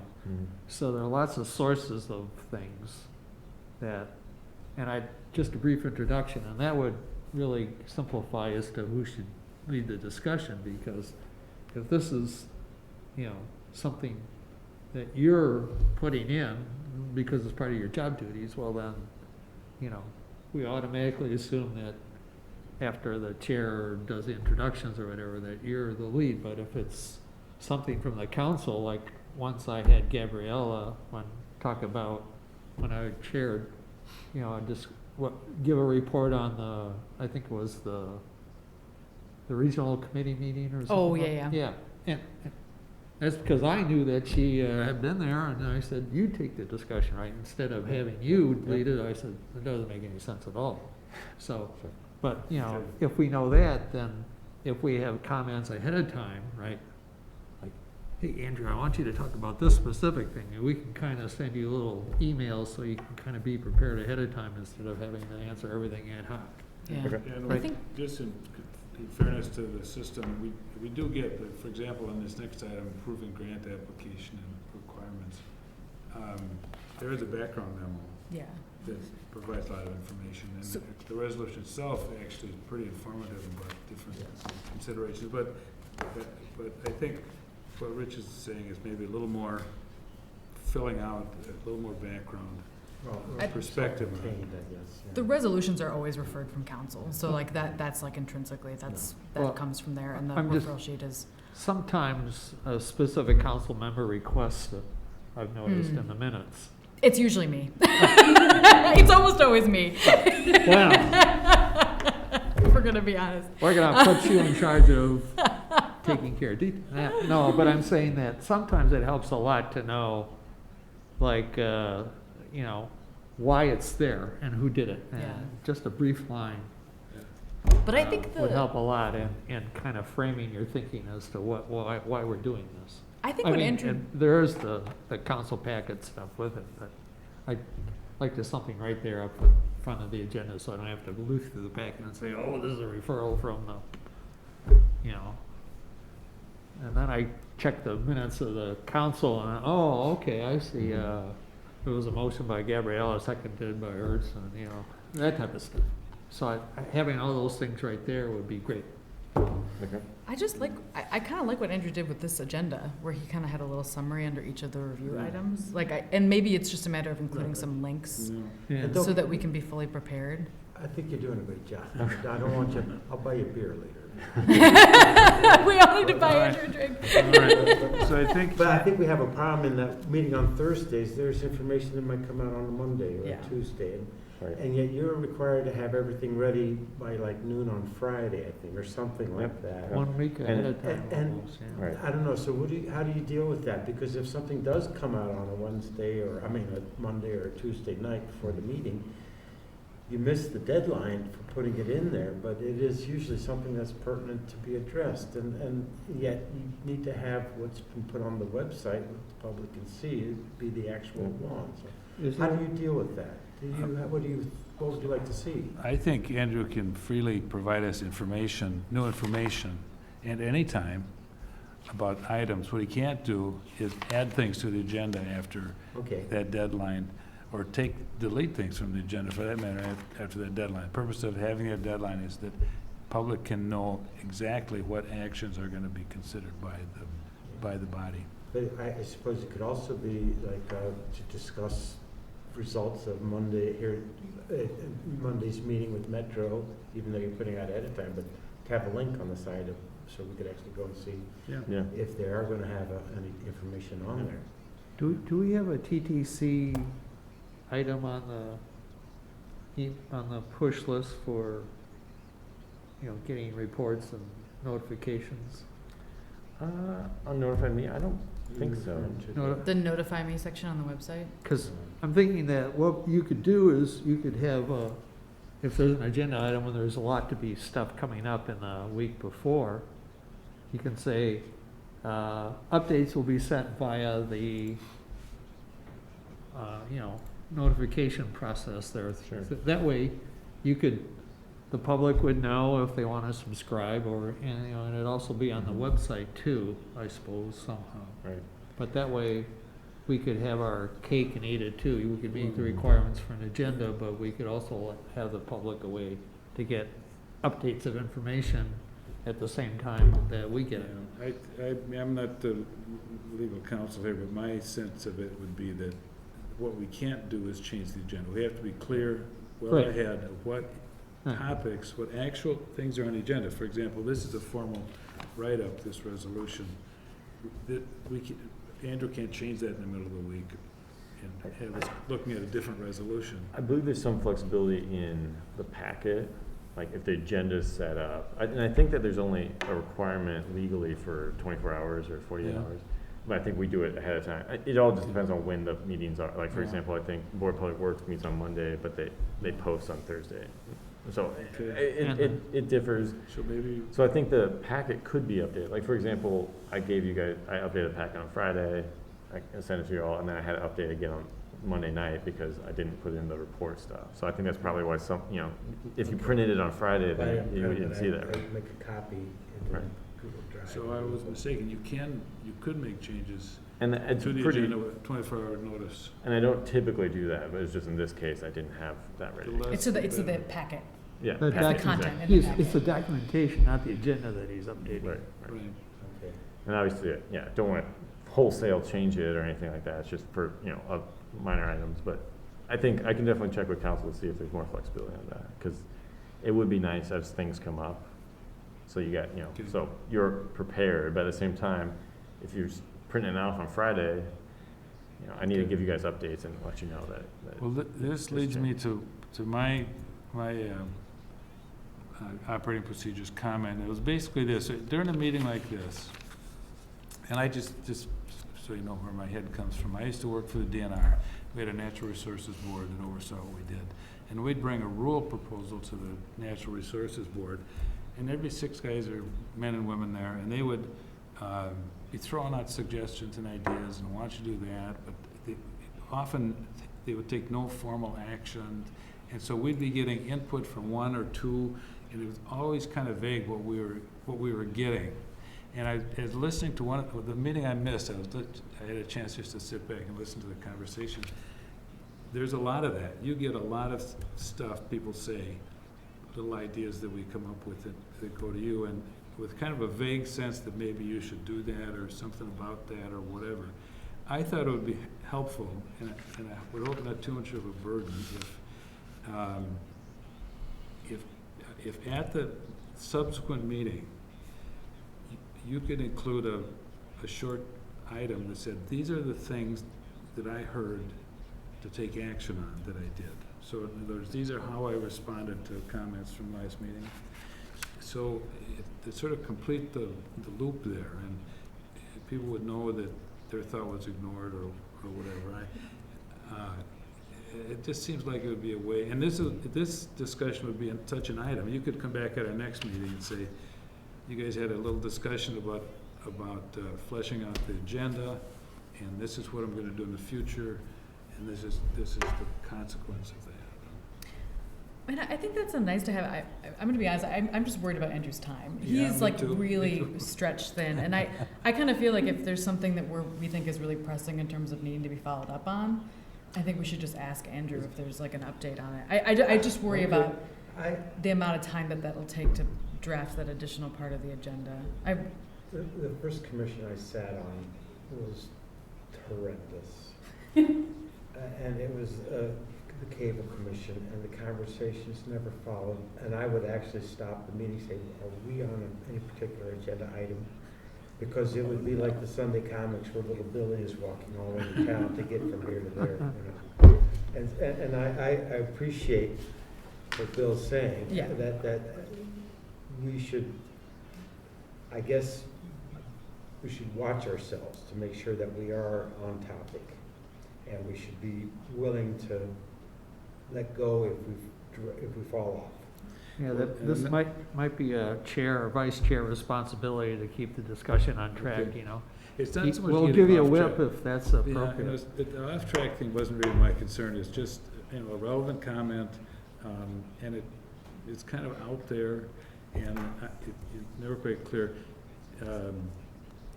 if it came home. I mean, one thing that helps is, and I think the minutes have gotten better as far as capturing Mhm. Yes. ideas like that, and that's one way to help this problem. But the other way, I think, it would perhaps be for us, if it's something really important that we want Andrew to do, like ask Metro to give us data back on an amendment, to actually formalize that. And I don't want to get too wrapped up in formal procedures and motions and things, but it's a way of making sure that our ideas are recorded and conveyed and acted. Oh, I like that, yeah. Yes. I think- Yeah, I'm good. I We like can, that. we can decide what the things are that Yeah. are And priorities. one mechanism might be, yeah, as those things come up, you know, if you have a code word or whatever you want to do to kind of formalize that, so that I can put that in the minutes and, you know, maybe highlight it, and then in my staff report, kind of follow up on that. So you Okay. guys see exactly, you know, this is Okay. this is what you said in the last meeting. Yeah, that would be good. I have a suggestion that each committee member who feels compelled to have a succinct, pithy idea for Andrew to adopt tomorrow, to keep track of their own notes and then send an email to everybody in the committee saying that this came up, this was my idea, I mentioned it briefly, but this is why I consider it useful. That way Andrew would have something to refer to, Mhm. and the rest of the committee would say, oh, yeah, and be able to follow up and have a record. But the way it is now, we're depending on Andrew to keep track of things, and go things. And I think each individually, if we bring up a great idea, we need to give Andrew something more than, this will save the world, you go implement it. But, I think we're adding layers to complicating it somewhat. yeah, Let's okay. bring it back, I guess. Okay. You know what I mean, or? Yeah, I mean, I guess I would take if I could just summarize and conclude what I've heard here, that we don't add a lot of work for Andrew in trying to recapture what we told him, but on really important things for Andrew to do, we should formalize it. We should make sure that we either in some fashion have taken a motion or, and formalized it. I think that's important. The other thing that can happen is to look to the minutes and see that if we said something we thought was important, that the minutes capture that. And the final thing is that Andrew should be looking at those minutes, and is. And when you do your report at the next meeting, you can comment on those things that you picked out of the minutes and that you've done, that you move forward on. I think that would satisfy me. Yeah, I think it would satisfy Troy's idea if whoever made an issue that was not included in the minutes, that would be their time to add that at the next meeting with the approval of the meetings to Yes. insert that. Yeah. So that, I guess, if it's important to somebody, they'll make sure that it's done with. And that satisfies, Yeah. you know, it gives somebody in the future, you know, a better idea as to how these things occurred, because our right now, record. we're depending on Andrew to, I have and we every, have no idea where Andrew got the idea. Yeah, it's our Or official anybody else record. looking at our activity. I have every packet for every commission for the last like 10 Oh, boy. years. So that's where they all went. No, yeah. Is You that got the, what you want, your history. I just, yeah. We'll just plug a port into them and But no, Alright. and I go back and I look at those sometimes to see if something was discussed. Trouble is, it takes me 4 days to find that 5-minute section. yeah. I All mean, right. I think we should consider for new members, we should print out the transit plan and the comp plan and maybe the agendas for the last, Yeah, or the that's- minutes for the last year, I and just don't- like say, this is what we've done. I think Read that it. would be Get ready. acceptable if they were all our age, but I think the next members are gonna be a little younger and they're used to technology. I struggled. We can so- send I was in PDF. IT and PDFs. when I was in IT, there was only 24 letters in the alphabet and INT weren't in it. Okay, Troy, wrap this up and then we're gonna Yeah, go that- next.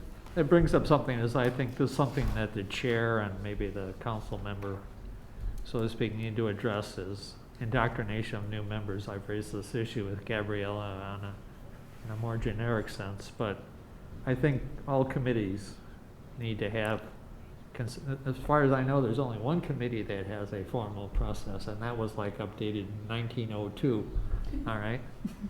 But everybody needs to seriously consider that, you know, what a new member needs to know and read and access, okay? Because right now, Elizabeth was probably a great testimonial, is like, first meeting was probably like, what? I could tell that in her voice and her questions, and I think that's part of the chair's duty and the vice chair Well, we did, to take that issue on and make sure that it gets addressed for new members. well, I did make sure that everybody got a copy of there's some documents relevant that everybody should have. And I think all of you got the City Membership Member Handbook, which is a guide, Oh, talks yeah. about where we are. The statutes, the city code on what we are, and the transportation chapter of the comp plan. So those are the key documents to guide us that I made sure everybody does have. We can So- add the transit and the bike and pedestrian plan to that too. That right? we could add that, but so we're trying to do that.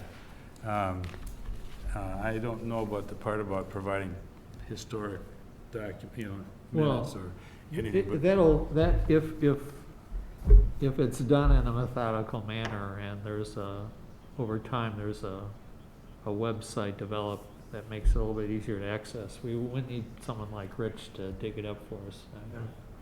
Just in a generic sense, I think we need to have a document history that's a little bit easier to access. Right now, you have to go through the agendas and you have to go to city council for some stuff, and it's a little bit harder for a new person who's maybe even new to Fitchburg government, right? For someone who's been used to city government like you and Rich for a long Okay. time, you may kind of know these things, but for a new person, I suspect like Elizabeth, this is her first exposure to government, and she probably has a lot of questions because she ain't been there or she hasn't done that. well, I appreciate that thought, and maybe Elizabeth, you can comment on what you did or did not get in terms of background information coming in here. Well, I'd say, first of all, unique case, my email was weird, so I missed all the documents before my first meeting, so I didn't do prep, but I like everything that's said. I would add, since we have it all like on Fact TV, watching the last 2 or 3 meetings, just get a sense of how the meetings go. I think that could be very confusing for somebody who doesn't know Robert's rules or anything. It's probably helpful Right. for them to just see how that works. To be advised to watch some of those, But I do think exposure, you just Because learn as you go, right? because we are going to get a new member, unfortunately, because this is your last meeting, right? Yes, yeah. Um, I'm a member until midnight on the 19th or whatever next Tuesday is. I do like the idea of like at least providing the link and say it'd be Yeah. great if you could watch the recent meetings just so you know what our Yeah, most I- recent topics are. Suggested that, my neighbor was on police and fire for a while, and I suggested she just sit in before she got deployed or when she was in the Yeah. army. I think And that's I've had great. that with others, people, I said, just Yeah, watch maybe- it.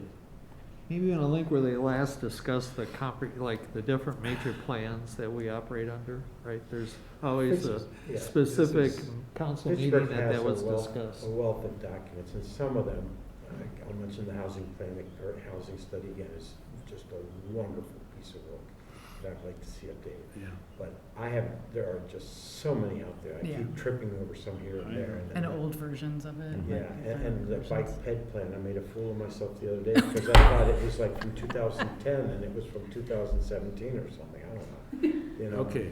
But I like having, Okay. if you can send that to all the members every year, even if it's repetitive. To those documents? Yeah, that Oh, list of documents that you okay. send to the new members. I think it'd be great just to get a Yeah, reminder every year, Okay. here's the things, maybe I want to take a look at it at the Okay. beginning of the year. Okay. I'll do that when I send some when I find out who the new member is, and I'll send it to everybody. Yeah, I think that'd be great. and it might help to, also, I remember the first meeting, I knew someone, the council member, who was, encouraged me by riding on the bus, and I kind of knew him, but I think it would help to have the dean, as they call it, the person with the longest tenure on the committee, maybe assign them to mentor a new member, or, the people with the longest, because that's the way how you transfer things, like Rich. I'd go with the smartest, not the longest. Because he's leaving after 14 years, so he's no longer the one. So, but that's what happens in mentor programs that they've tried to develop in various institutions that I've been in, is where they try and give the person who's been there or done that the longest the role of mentoring a junior person, because that person can usually save a lot of Okay. major minor problems right off the bat for a newbie. Okay, good discussion, and we're getting better all the time. But we have an action item to deal with, Resolution R57-2, approving the grant application and requirements for the 2022 Transportation Alternatives Program. And what I'd like to do is get a motion. Actually, what I'd like to do is first ask Andrew to just give a brief, few sentences, comment on what this is about. Sure, yeah, so from my understanding, I believe there was some funding already included in the 2022 budget for this B-Cycle, basically bike share program. The city now is pursuing a grant application, the TAP grant, Transportation Alternatives Program grant, that would use federal funding to match to expand that further. And I think specifically this resolution is looking for support and also for some additional ARPA funding that was, I think, specifically dedicated during that kind of ARPA. Provisionally dedicated. Yeah, exactly. As far as dedicated as it can be in an investment plan, that would formalize that and allocate additional money to it.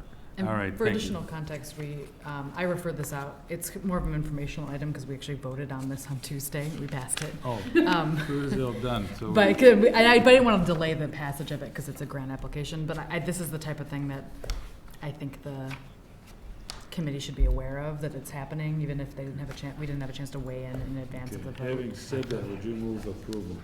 Yes, I will move approval of R5722. I'll second.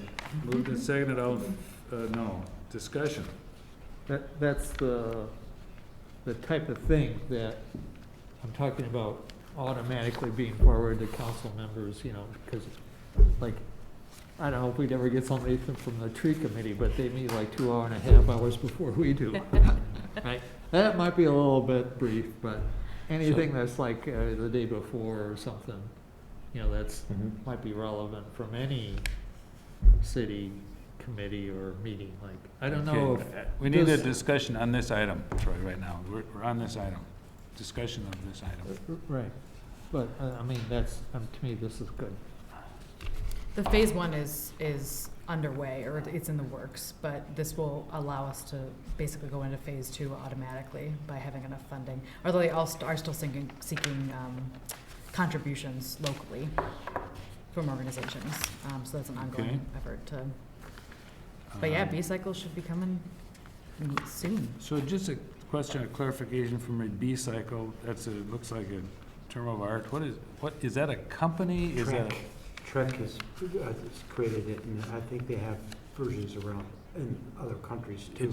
It's the name of the technology service, the physical bikes and the It's the brand. service. It's just a brand name. Sharing of that whole thing, but it is originated from our local Trek company in Waterloo. So it is a commercial brand name, B-Cycle. I believe. Yeah, and you'll see the red bikes, the rows of red bikes in downtown Madison. They're white now. Oh, they're all white now. electronic. Oh, they're all yeah. electric now. They're all those big white, yeah.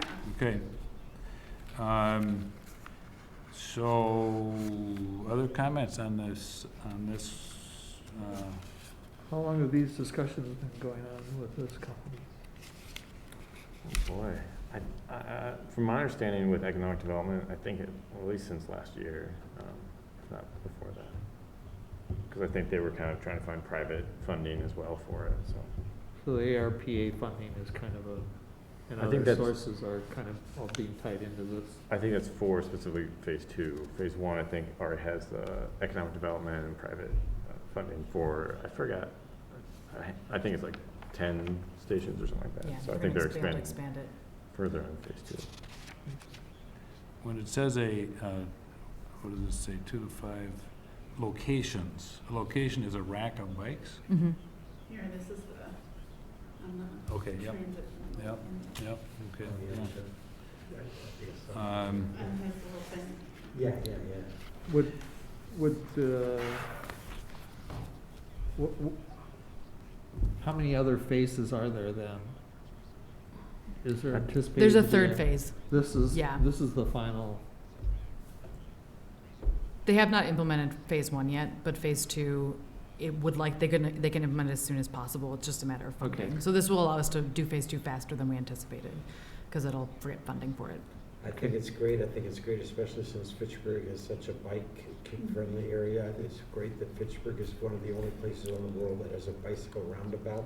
Yeah. And to have that, I have 4 bikes at home that family comes up and visits and we go for rides, so I think this is wonderful. Yeah. And I thank you for passing it. So, we have a motion second, and we've had some discussion. Unless there's further discussion, all those in favor of approving this, say aye. Aye. Aye, opposed? None opposed, we have approved Resolution R 5722. Item 9, report from department. Yeah. And so, just so everybody knows, I believe there's 2 items similar to this one that will be referred to your commission probably after they're actually voted on by the April commission, but Resolution 7822, which is subdivision improvement, and Resolution 8122, which is approving a bike and pedestrian easement. So I think Gabriella. Say that again, please. So the second one, it was 8122 approving a bike and pedestrian easement up on Traceway. It's part of that Plusco redevelopment. So it's a 8-foot easement for a shared use path, concrete shared use path. So those were, I think, referred out to last Tuesday. They'll be due back to council in April, but then, just unfortunately with the way timing works out, they weren't referred to this meeting. So Right. we'll do this again we'll get your feedback after the fact, so sorry about that. Yeah. But yeah, Will be the final blessing on the project. exactly. Yeah. Or not, if you guys agree Or with not. it. You could We'll throw rephrase little it. monkey works in the direction. The action should be the transportation and transit, thanks city council for approving. Yeah, exactly, yeah. Thank you, or it doesn't approve, I don't know exactly, but. For doing all the legwork for us, Yeah, saving us a lot of trouble. But as far as the other items, so County Highway McCoy, so that one, we designed it last year. It's been on hold for construction, but it's going to get going here in May through August. Just to remind everybody, there's 5 stages of construction, some of which the left turns out of McCoy on the will be closed. So it'll be a right turn only there. So it'll definitely be disruptive, but after it's all done, there'll be a traffic signal there and you'll be able to take lefts all day, so, if you want to. Lacey Road, so the design is still nearing completion, but we're about 99% sure we're gonna have to push this construction into 2023.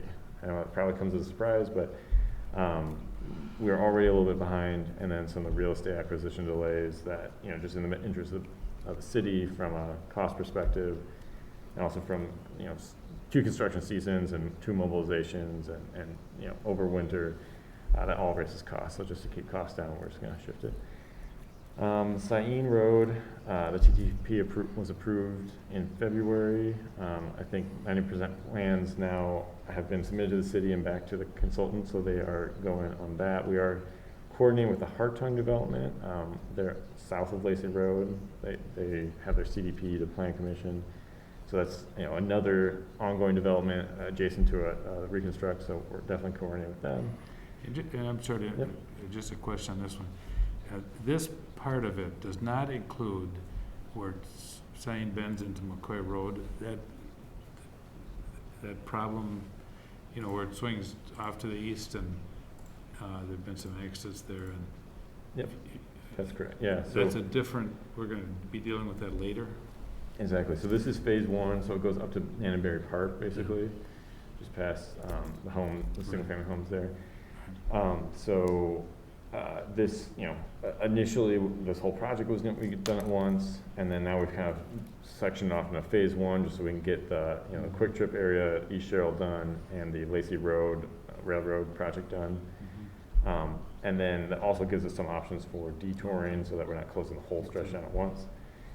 And then this blue section would be done in phase two, in 2024, and so that includes both the intersection you're talking about, that would be the re-signalization of that, basic routine, Good. and that's a federal HISIP HSIP project, for grant funding, and then we also have kind of a city-funded project from Clayton down to the terminus. Okay. We are looking for grant funding for that as well, but we haven't applied to that. We'll apply to that in June. HS, Yeah, sorry, HSIPs. that's a federal granting Yeah, program? it's the Highway Safety Improvement Oh. Program, so. Okay, So so that's federal money that's gonna fix it. I think that was 1.7 million for that, so. Good, I'd be glad to see that. But yeah, so phase one is gonna be 2022. I should note, it's gonna start this year, probably in August. The railroad shuts down their operations in December, so then they're probably gonna do it in December to March. And then we're gonna finish up the rest of the road project there in, next spring.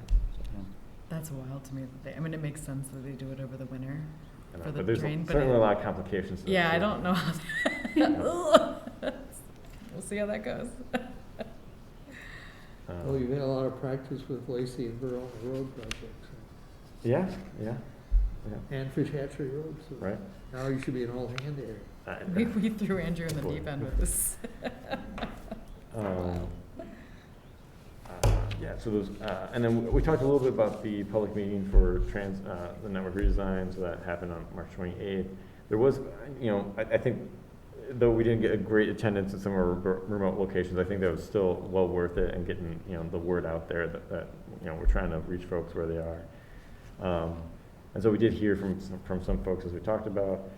That recording's online for Fact TV, and it definitely has a lot of great useful information. And then as you guys know, we'll be talking about it next time. But for anybody at home, you know, this is really, that's a lot of useful information. Feel free to email me if you have any other questions. And then April 27th, as I mentioned, at 7, we're going to have the Council of the Whole meeting talking about that and about complementary transportation. Okay. So that's all I have. Thank you. Announcements, any announcements? No announcements. Can I have a motion to adjourn? I'll move to adjourn for the last time. Thank you. And is there a second? Second. And I want to express my gratitude at this moment then to Troy for your service and Thank your you. wise thoughts in parting. And you're always welcome to come in. You talk about needing a wise person in the room.